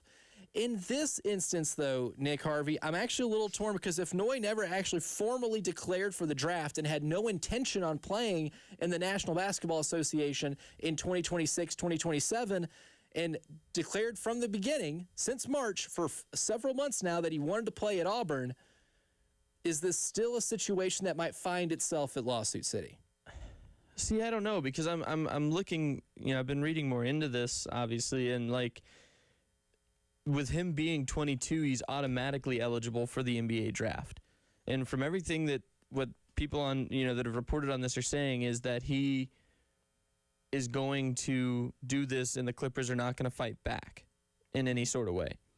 I don't think any other teams in the NCAA are going to be super hard pressed necessarily, but it is interesting because he's going to be the first player in the modern era, technically considered the first player in the modern era, to opt in to play college immediately after being drafted. Instead of having two options, usually when you're presented with two options, play in the NBA with the team that drafted you or play in college, no one's ever chosen the college route before. Right. And it's what's interesting to me is they're calling it a draft and stash, which you've seen with international players who aren't draft eligible, or maybe they opt in but they stay overseas for another year or two. Like, that's a thing that has been happening. Yeah, Jonas Valanciunas, when he was drafted by the Toronto Raptors in the top 10 of an NBA draft, I think that was 2011. Right. Didn't come to America for another year, maybe two. Might even be 2 years before he finally came to America to actually play for the team that drafted him in the first round. Yeah. Nikola Jokic, a guy who is a two-time MVP, one of the best players on planet Earth, an NBA champion, was drafted in the second round. Didn't immediately come to America, played one more year overseas, and then came over to America and started his NBA career. And, of course, the rest is history. So you have different draft and stashes that way, but it just feels bizarre. It's more of a feeling than anything else because, it makes perfect sense to allow this guy to play college basketball because he never declared for the draft, right? He never said, hey, I want to get drafted. He said, I want to play college basketball, and I want to play for Auburn. And he has, I would believe he has the right to tell the Clippers to kick rocks. Anybody who gets drafted by the Clippers should tell them to kick rocks because they're the Clippers. But at the same time, too, usually that might make somebody change their mind if they actually ended up getting drafted. This is a very confusing situation and one that is going to have worse optics than I think are than implications. The optics are worse than the implications, I think, for the rest of college basketball. Yeah, I'm really, I don't know. I don't think, I guess I'm on the side where, I don't see it as this, I don't see it as a terrible thing necessarily. I do think give them a taste of college basketball, or more, I guess basketball in the U.S., I should say, get more accustomed to what it's like here. And it's not probably the most different thing in the world, but it's still something you have to get used to because you're going to be living in the United States for the first time ever, and maybe getting adjusted on a smaller, not Los Angeles, California type base might not be the worst thing in the world. A little bit of a different, culture of Auburn, Alabama, and Los Angeles, California. Yeah, two very different places. Yeah, I don't know. I don't see it as a terrible thing. I do think it's interesting, especially because, like you've said, he never declared.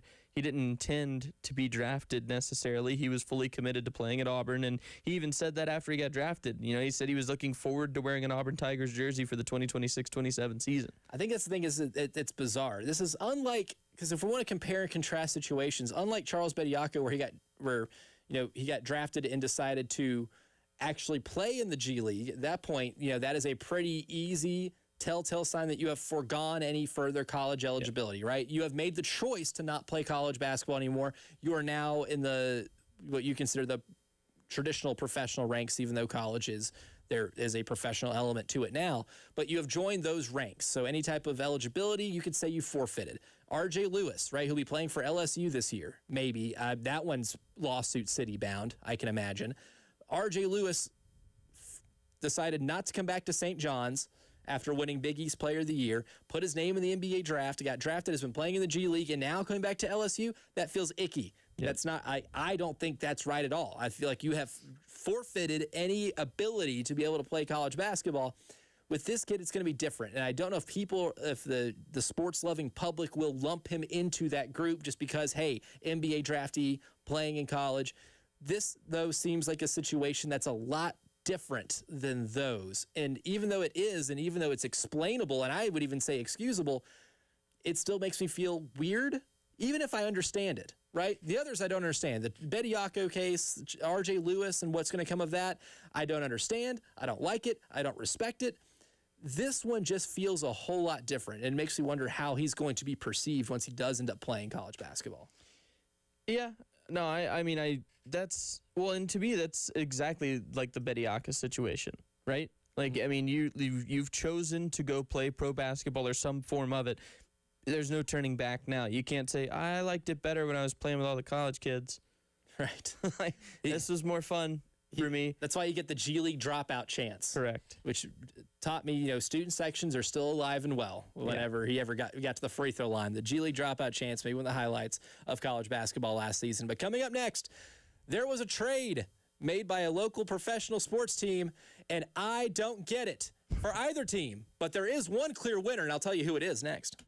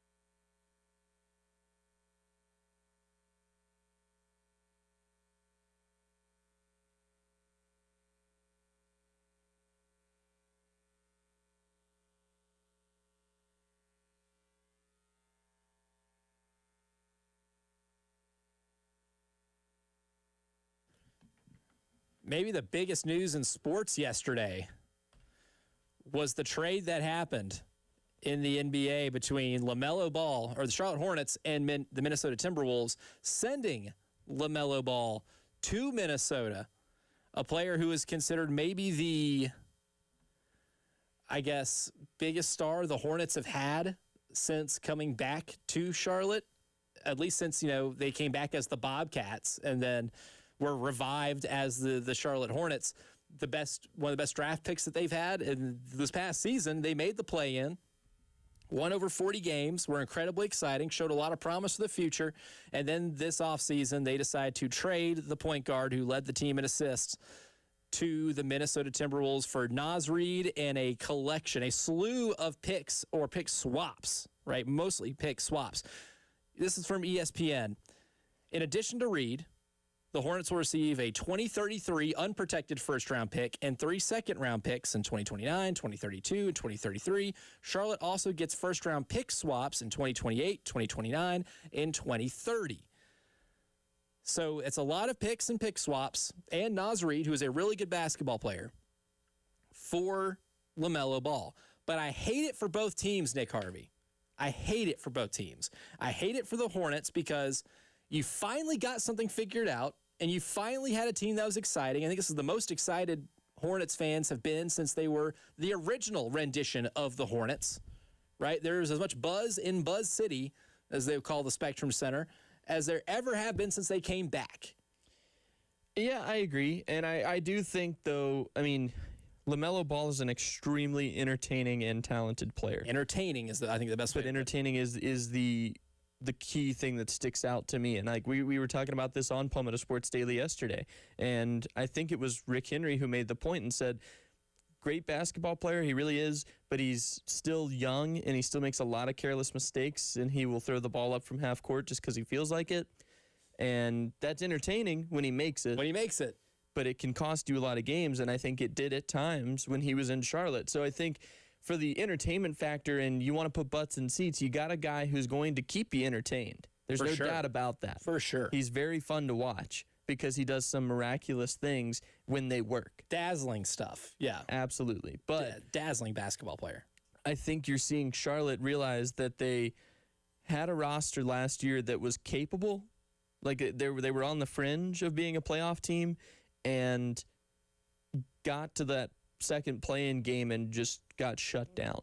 A lot of that is because shot selection. And exactly. Shot selection wasn't great. A lot of forced opportunities, and there wasn't a need to do that. And don't get me wrong, Orlando played stellar defensively in that game. That's what they do. But Charlotte also was just throwing that ball up. Like Melo was catching the ball and be like, yeah, I could probably make that. And then just taking a shot. And it's like, all right, to an extent, maybe play some foundational basketball. Spread the floor around. Let's see what happens. You've got some good talent what got you aside from you. And the thing about LaMelo that's frustrating, like when it comes to pairing him with Anthony Edwards and the Timberwolves, I hate it for the Timberwolves because LaMelo's not a good defensive player individually. He can play decent team defense, but I don't love the shot selection at times. Yeah. And I think if your whole goal is to get from second round of the playoffs or conference finals to get into the finals, I don't think I'm trading a lot of draft picks and my best bench player for somebody who's never played a game of meaningful basketball in their career.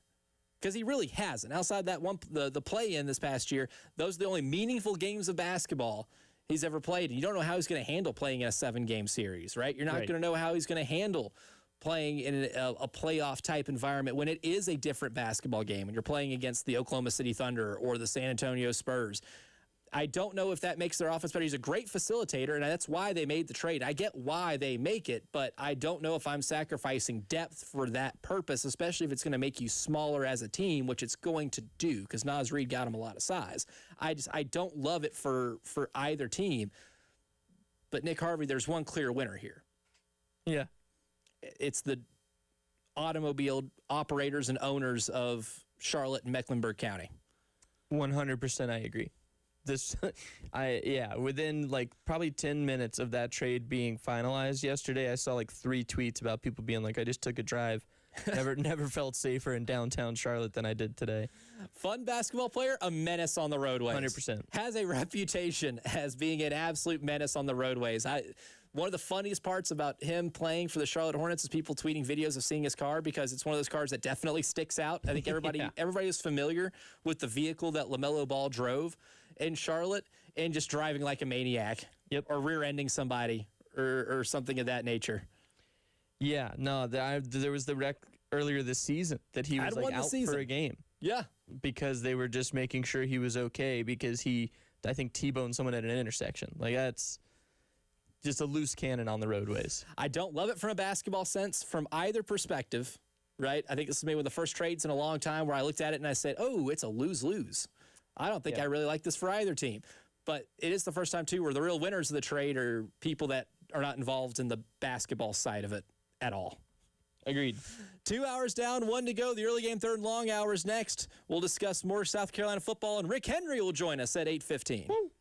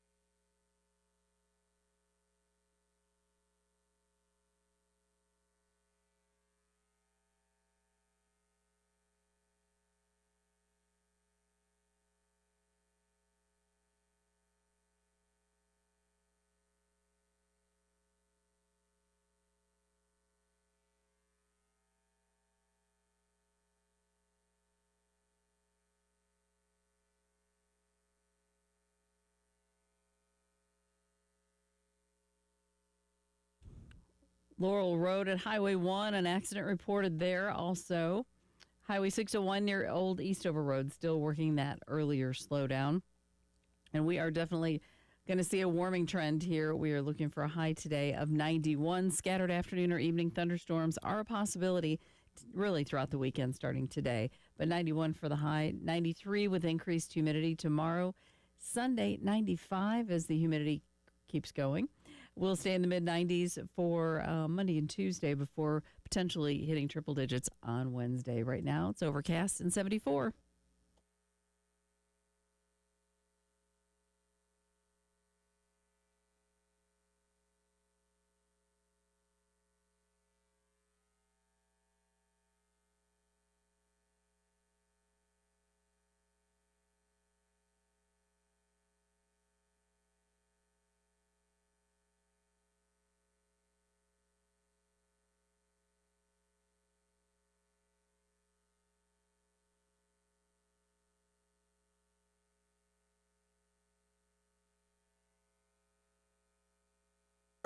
Right now, I'm Elijah Campbell. He's Nick Harvey. She's Jen Jensen. And he's Randy Young in the video production room here at Studio 803, where we do the final hour of every show here on the early game. And before we get into the Gamecock football news and notes of the day, including one South Carolina player being considered a top 3 player on one side of the ball nationally, not just in the SEC, but nationally, the big sporting event from last night, too. Last game of the group stage, the World Cup, United States and Turkey. Inconsequential. I want to start off with this being completely an inconsequential soccer game. The United States already won their group, and if you stayed up late to watch it, then I'm sorry you had to sit through the loss. But Turkey did win 3-2. However, Nick Harvey does not deter me at all in terms of excitement for what's going to happen in this knockout round because you played it safe. You gave Christian Pulisic a little bit of run later on in the game. Didn't start him, but gave him a little bit of run later on in the game. Maybe get his legs back from under him, maybe do some conditioning because he's been sitting with an injury, missed the Australia game because of it.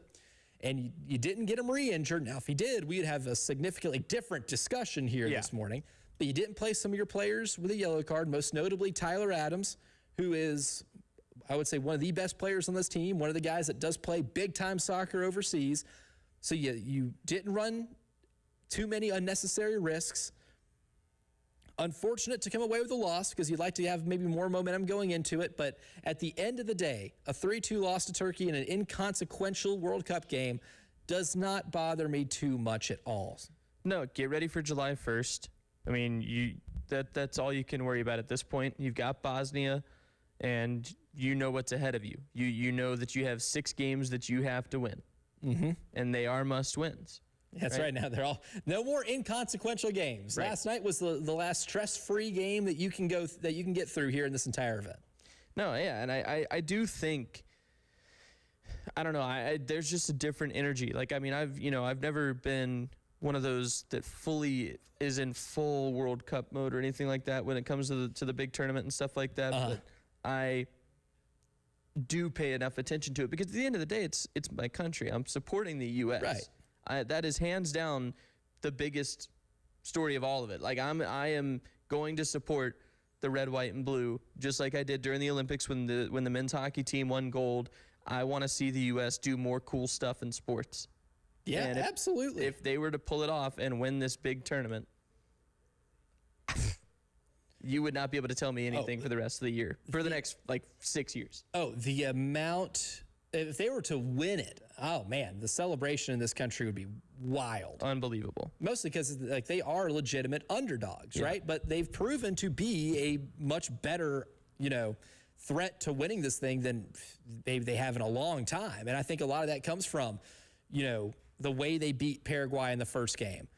Not that many times do you see 4 goals scored by the United States in a World Cup game, and then beating Australia in the way they did too. I think that has instilled a lot of belief in this country that this team actually can not just, make a run, but maybe really contend. Like, they won the group for the first time since 2010, but if you even want to compare and contrast the 2010 group win, they drew the first 2 games and then had a stoppage time goal against Algeria that Landon Donovan scored to win it. Yeah. You were technically, 1-2-0 in that, or 1-0-2 in that regard, it didn't feel the same. Here it feels different because you've been winning the games. Like, head coach Mauricio Pochettino already has tied the most wins as a U.S. head coach in the World Cup in this country's history. He's only coached in 3 games. He tied that. Tied that benchmark after just 2 games in this sort of thing. To give you just an idea of how rare it is that this country has success in the World Cup, that should paint you a broad enough picture. It's the quickest they clinched a group ever in the history of this event. To me, the excitement of this is the most fun part. Do I think they're going to win this thing? No.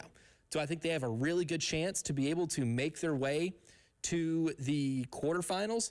Yeah, absolutely. Be the first time that they make the quarterfinals since 2002 is the last time that they even won a game in the knockout stage of the World Cup. And barring anything unforeseen, they're going to at least do that here in 2026. So for the first time in 24 years, I think they will win a game in the knockout stage because they are a better team than Bosnia. They'll be going into that game as a favorite, something that we just haven't seen often in the history of this entire thing.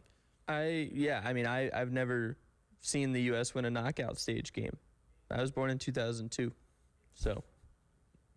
What did you, summer of 2002 or before?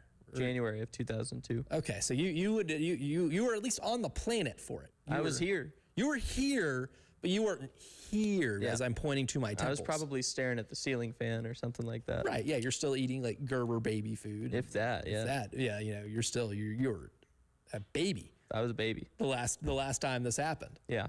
So, I was maybe 7 years old. Do I remember that? Did I watch that World Cup? No, I think the first one I remember watching is 2006. But so since I've been keeping up with it, they've never won a knockout stage game, right? So this is a foreign concept to me too.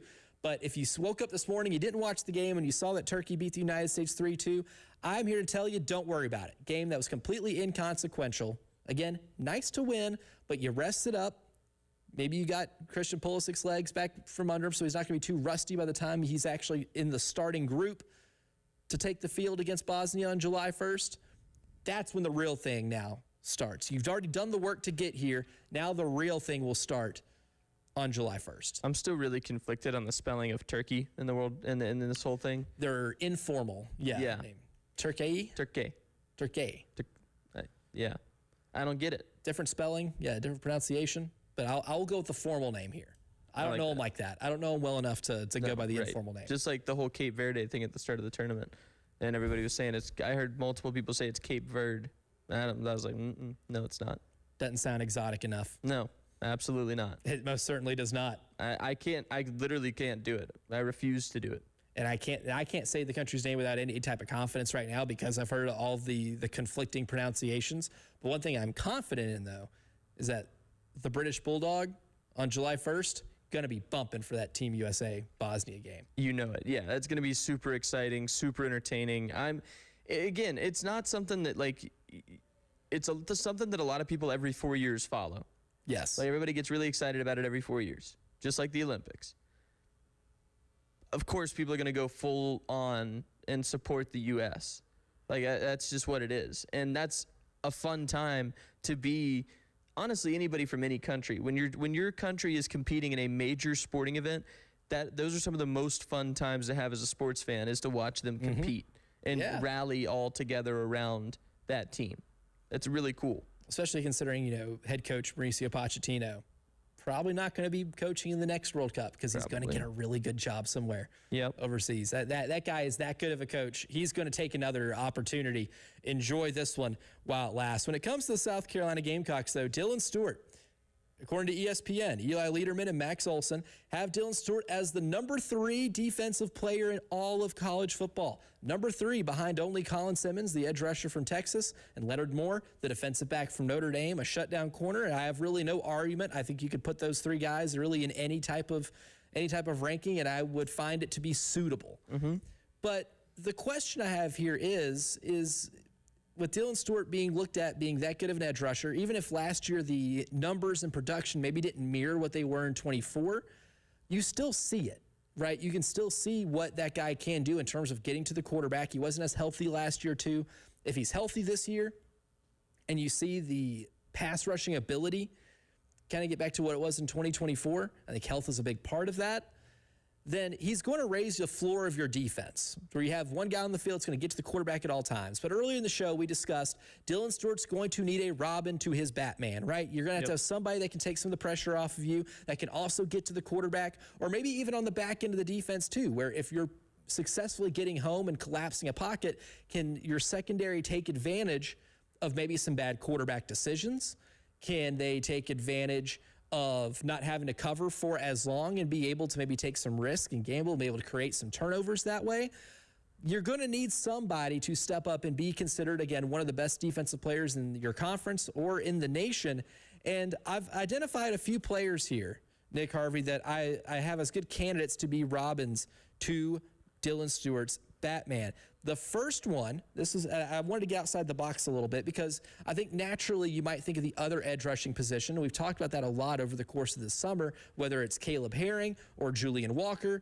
That opposite edge rusher needs to be able to play a Kyle Kennard type role, maybe not win the Nagurski, but get to the quarterback with consistency and taking advantage of one-on-ones. Yeah. But I wanted to highlight Fred Johnson. Fred Johnson's a guy, Athlon and all these publications have him as an all-SEC caliber linebacker. Is he going to be a good candidate to be able to do a lot of blitzing and getting to the quarterback? He's going to be vital to stopping the run. Can he get better in coverage? If he can become the best version of what we know he can be, because we know what the athleticism is for him, and it popped in that first game against Virginia Tech in 2025, can you get the ultimate all-around linebacking performance from Fred Johnson to where, again, he can blitz?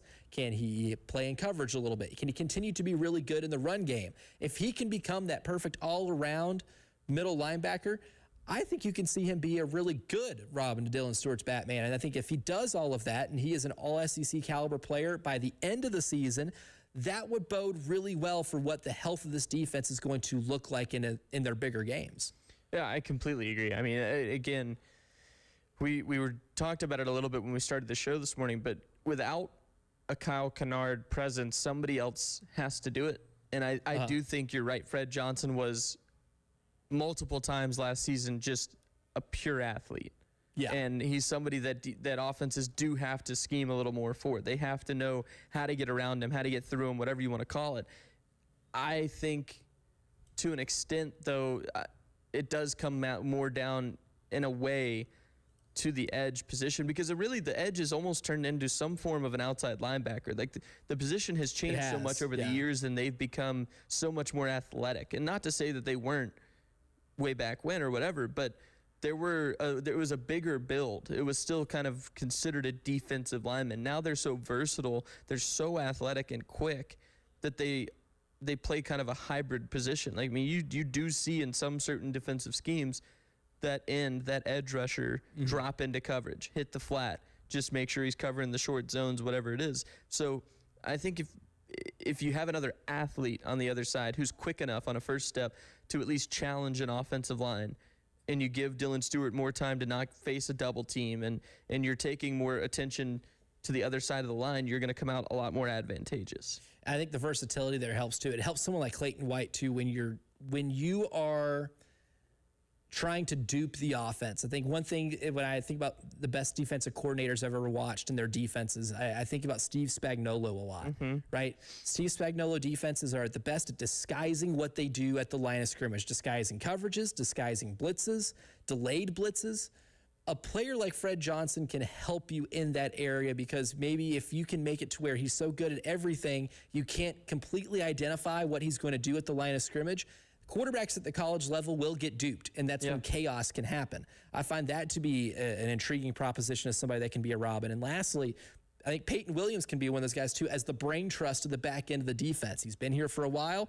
His role has steadily increased year over year. He's a guy that's proven that he can help force turnovers, that he has a cerebral aspect to his game that I find to be really impressive, like the interception against LSU, where after the game he talked about, I recognized the formation. They did this to us last year.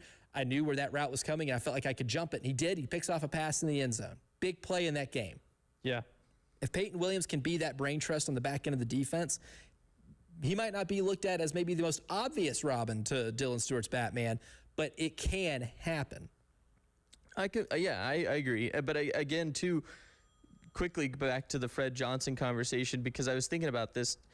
If you can walk him down a lot, you're right. I mean, like that's going to make an offense freak out because you've got someone who is like almost not quite a Debo Williams because Debo was a more physical linebacker in my opinion than he was super fast. True middle linebacker, yeah, like a true middle linebacker type. Fred Johnson, you have the ability to watch somebody walk down and them go, oh no, he's coming off the edge. We got both of these guys coming off the edges, or even if he stunts into the middle, like it is a threatening and very disheartening sight for an offensive line, I would say. And I think it could help Dylan Stewart prove to be a top 3 defensive player in the nation. Well, I know Rick Henry is one of the top 3 television personalities here in Columbia, South Carolina. The legend, the one and only from WIS, Rick Henry, joins us next.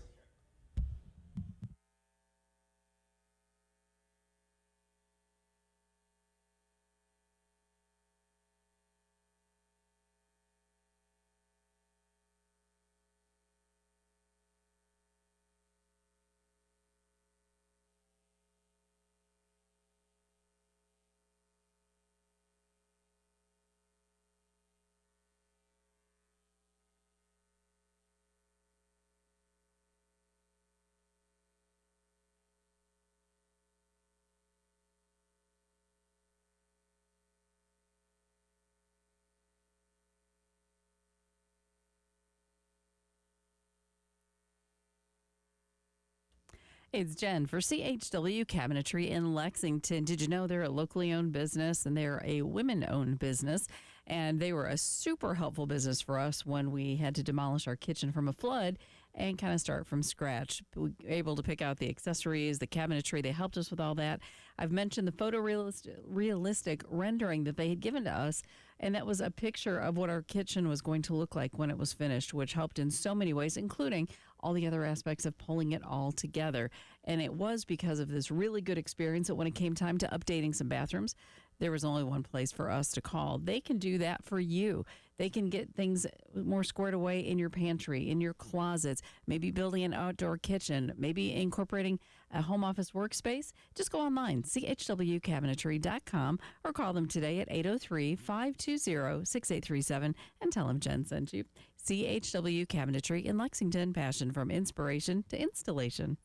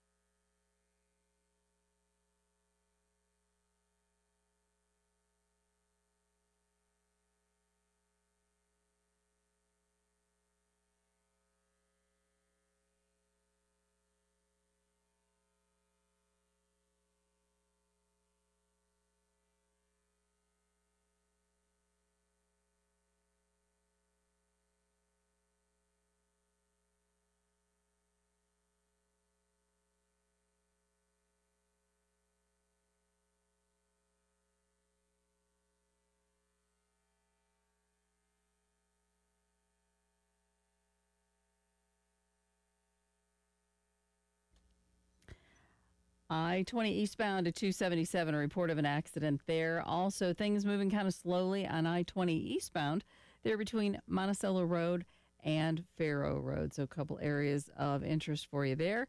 And scattered thunderstorms are possible today and really throughout the weekend. 91 for the high today. The humidity will continue to increase throughout the weekend. 93 for the high tomorrow, 95 on Sunday, but heat index is over 100. And the actual temperatures by mid next week could actually be in the hundreds. Right now, though, it's overcast and it's 74.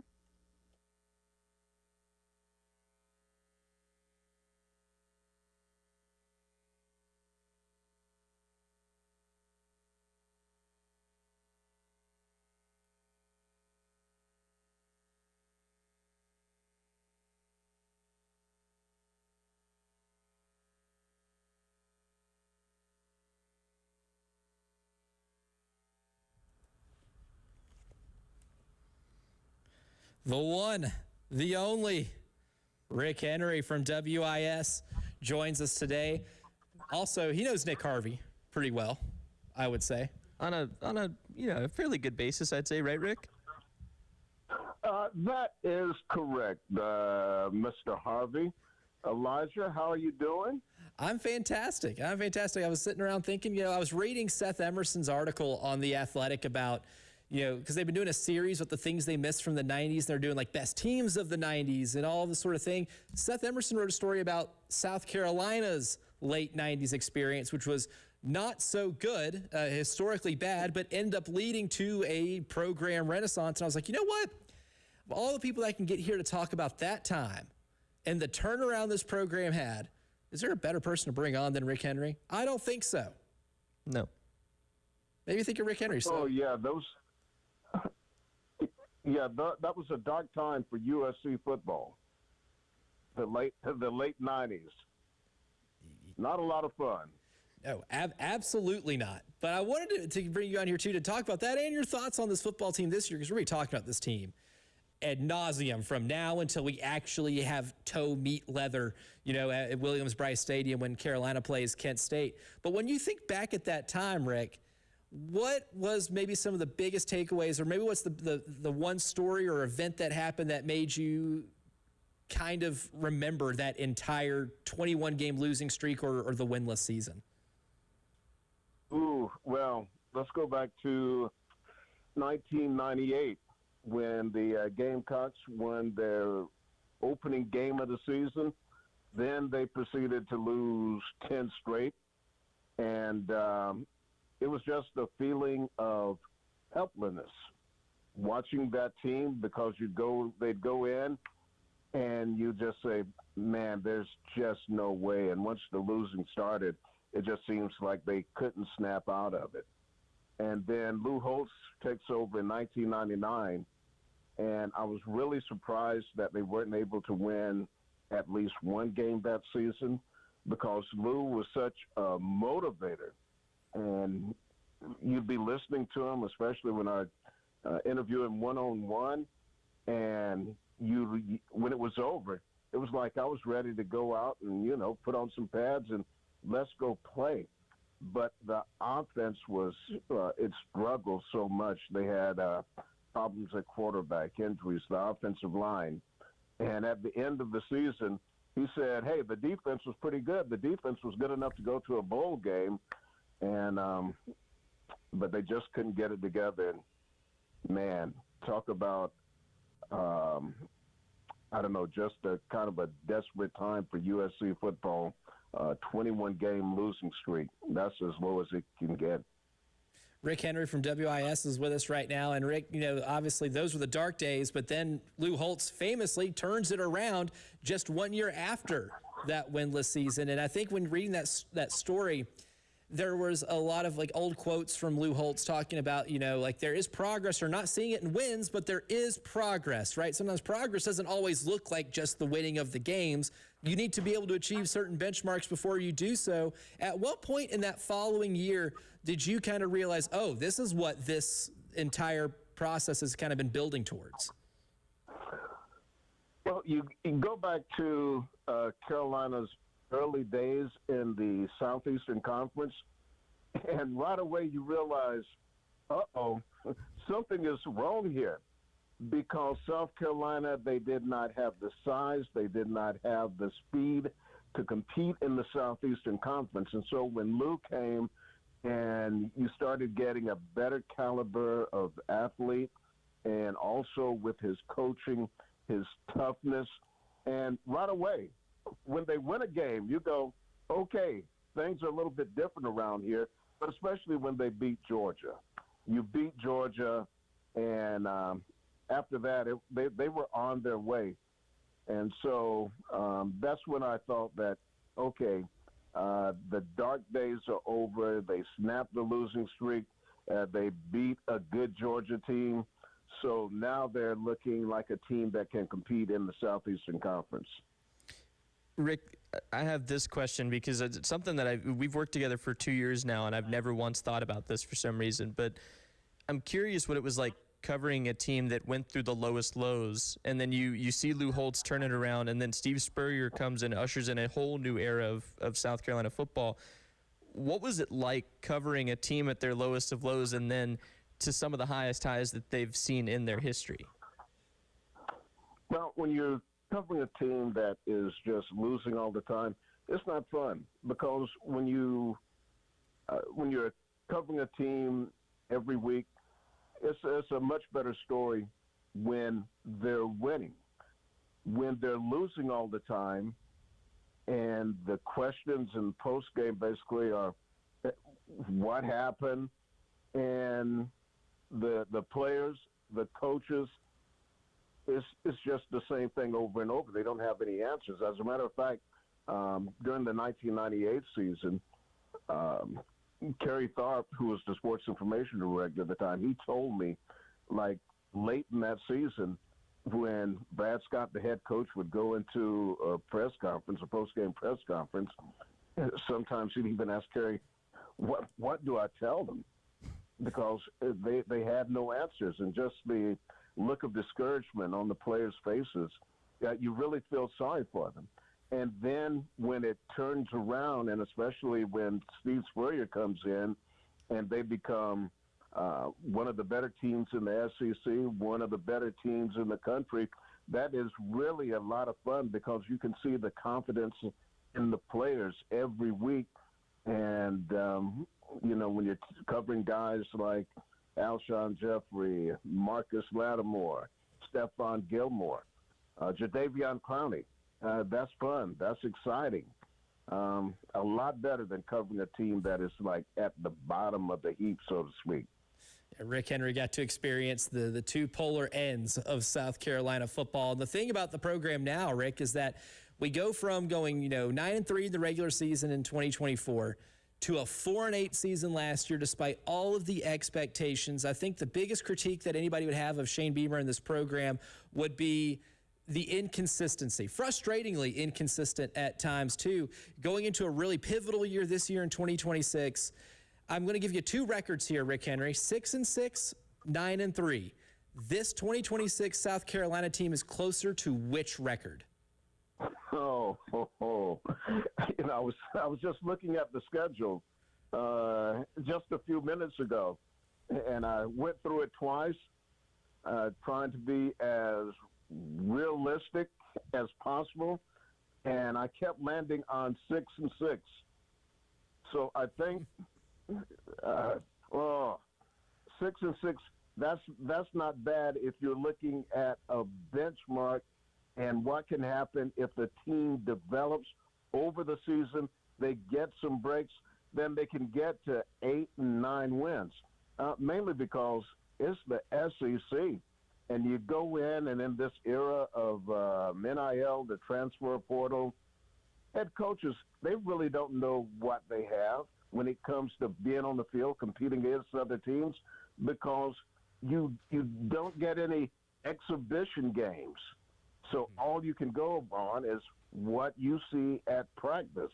But you don't know how these guys are going to come together in a game. And when you're scouting other teams, especially when you get ready for that first game, you don't really know what your opponent has either, because you're watching game video that has a lot of guys that they're not on those rosters. So I'm going to say anywhere from 6 to 8 wins.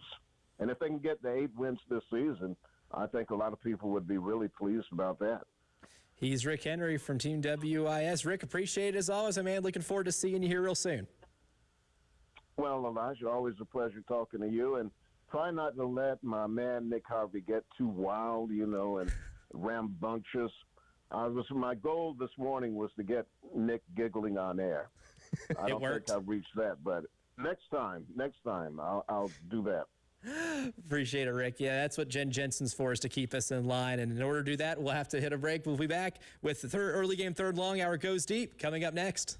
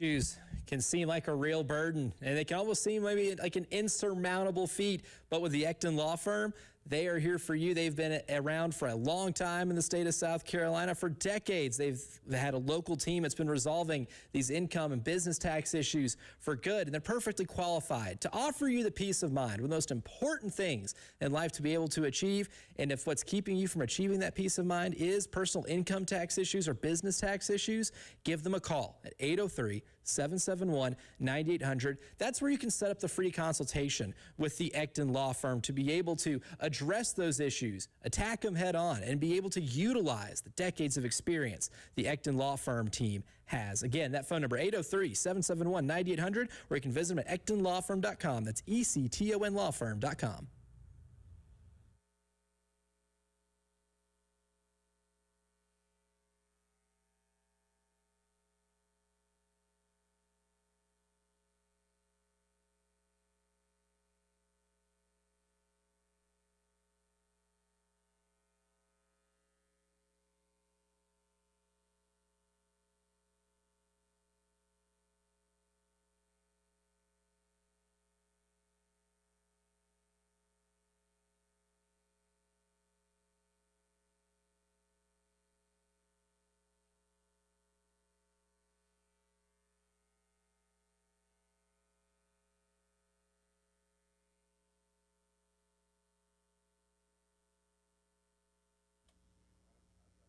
I-20 eastbound at 277. We do have a report of an accident there. Scattered thunderstorms possible today and throughout the weekend, mainly in the afternoons and evenings. 91 for the high today, 93 tomorrow, 95 on Sunday. Heat indexes tomorrow and Sunday could be over 100. It will be in the mid-90s for the start of the week and potentially in triple digits starting on Wednesday. So warm stretch ahead. It's currently 75.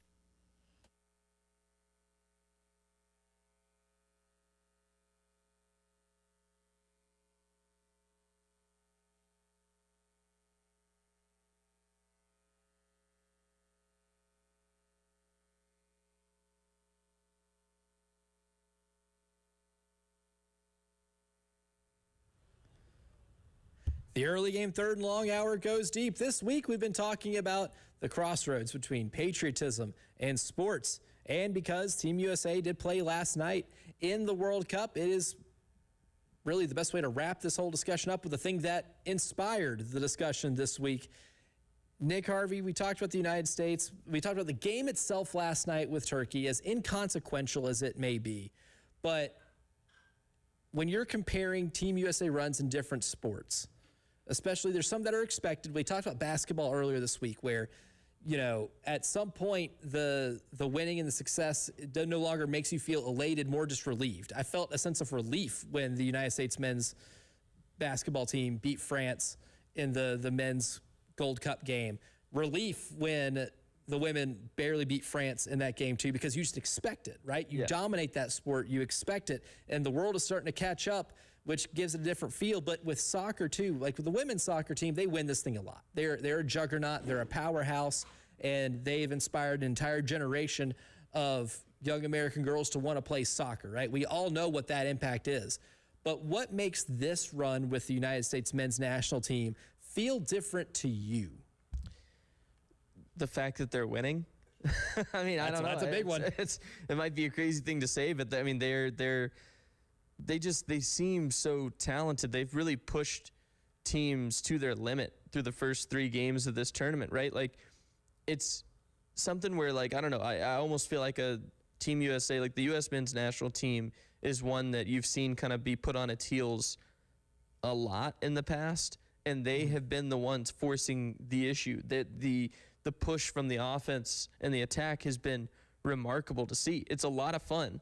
It's entertaining to watch this team, where in the past we've kind of gone into these tournaments going like, all right, we'll see what happens. You know, like there's not a lot of like pursued vested interest from the nation. People are excited. They're going to support the U.S., but it's not we're going in this thing with high hopes. And this year, it was a totally different vibe. There was the energy, the shift that was there. People were excited and they are still excited with the way that they've played. And there's, I think, a glimmer of belief and hope that they can pull off something that nobody would have expected this team to do. Well, I think you're in a position where you have to win people over. Yeah. And I remember it was a couple weekends ago before, the entire event started. And I'm talking with a buddy in Atlanta, follows, U.S. men's national team a lot more than I do. Like he's watching, the Gold Cup, watching CONCACAF, watching, friendlies, like a lot more plugged into just the non-World Cup events that this team plays in. I follow it loosely, but I don't get as into it, right? As he does. And I remember asking him, like, do you genuinely think that this team can make like a real run this year? I'm gonna believe it when I see it when it comes to the United States men's national team in the World Cup specifically. He goes, they're going to surprise you. If that's your attitude going into this whole thing, they're going to surprise you. And he said it was such conviction too. I'm like, okay, like I trust you, but they still have to win me over, because I heard that other places too. But I'm old enough to remember them losing to Trinidad and Tobago on a wet field in 2018 to not qualify for the World Cup, right? I remember, the 2022 World Cup where you made it to the knockout stage, but you were just outmatched by a Netherlands team that you could watch. Even if you didn't see the scoreboard and you didn't see the goals scored in that game, you just watched all the action in between. You could just tell which team is the clearly superior team.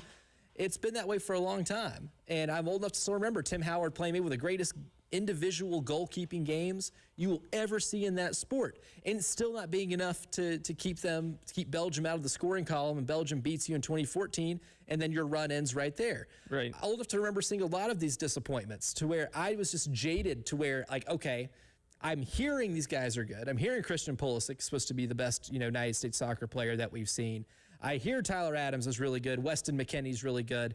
I hear you have all this talent that's playing in leagues that are not the MLS. I'm going to have to believe it when I see it. This is one of the first U.S.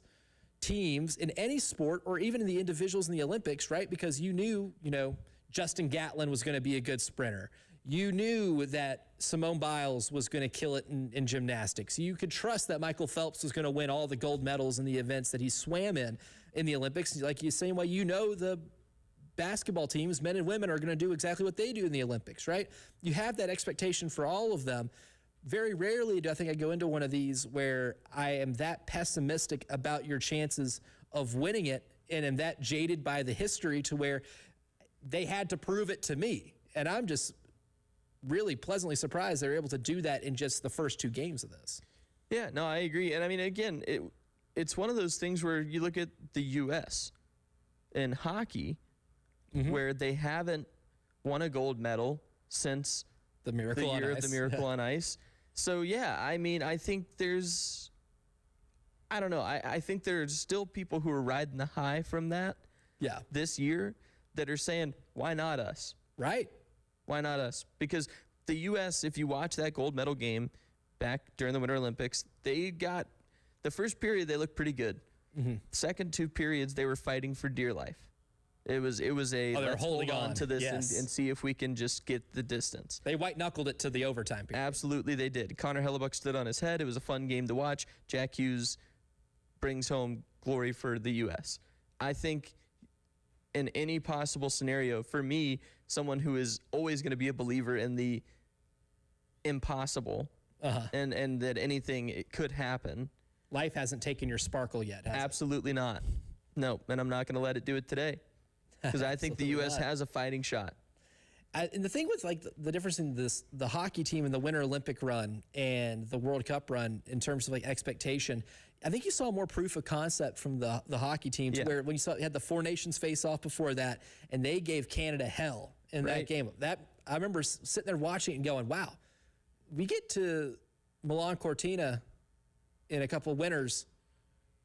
This is going to be a game." They can beat them. And I still remember before this, Winter Olympiad, that the last time you had professionals playing in it, that the NHL allowed their athletes to compete in the Olympics. Right. You were an overtime goal by Sidney Crosby away from beating them that time. Yep. So, and then I think the roster got better over time to where I went into that more so expecting you to at least compete and get to that gold medal game, right?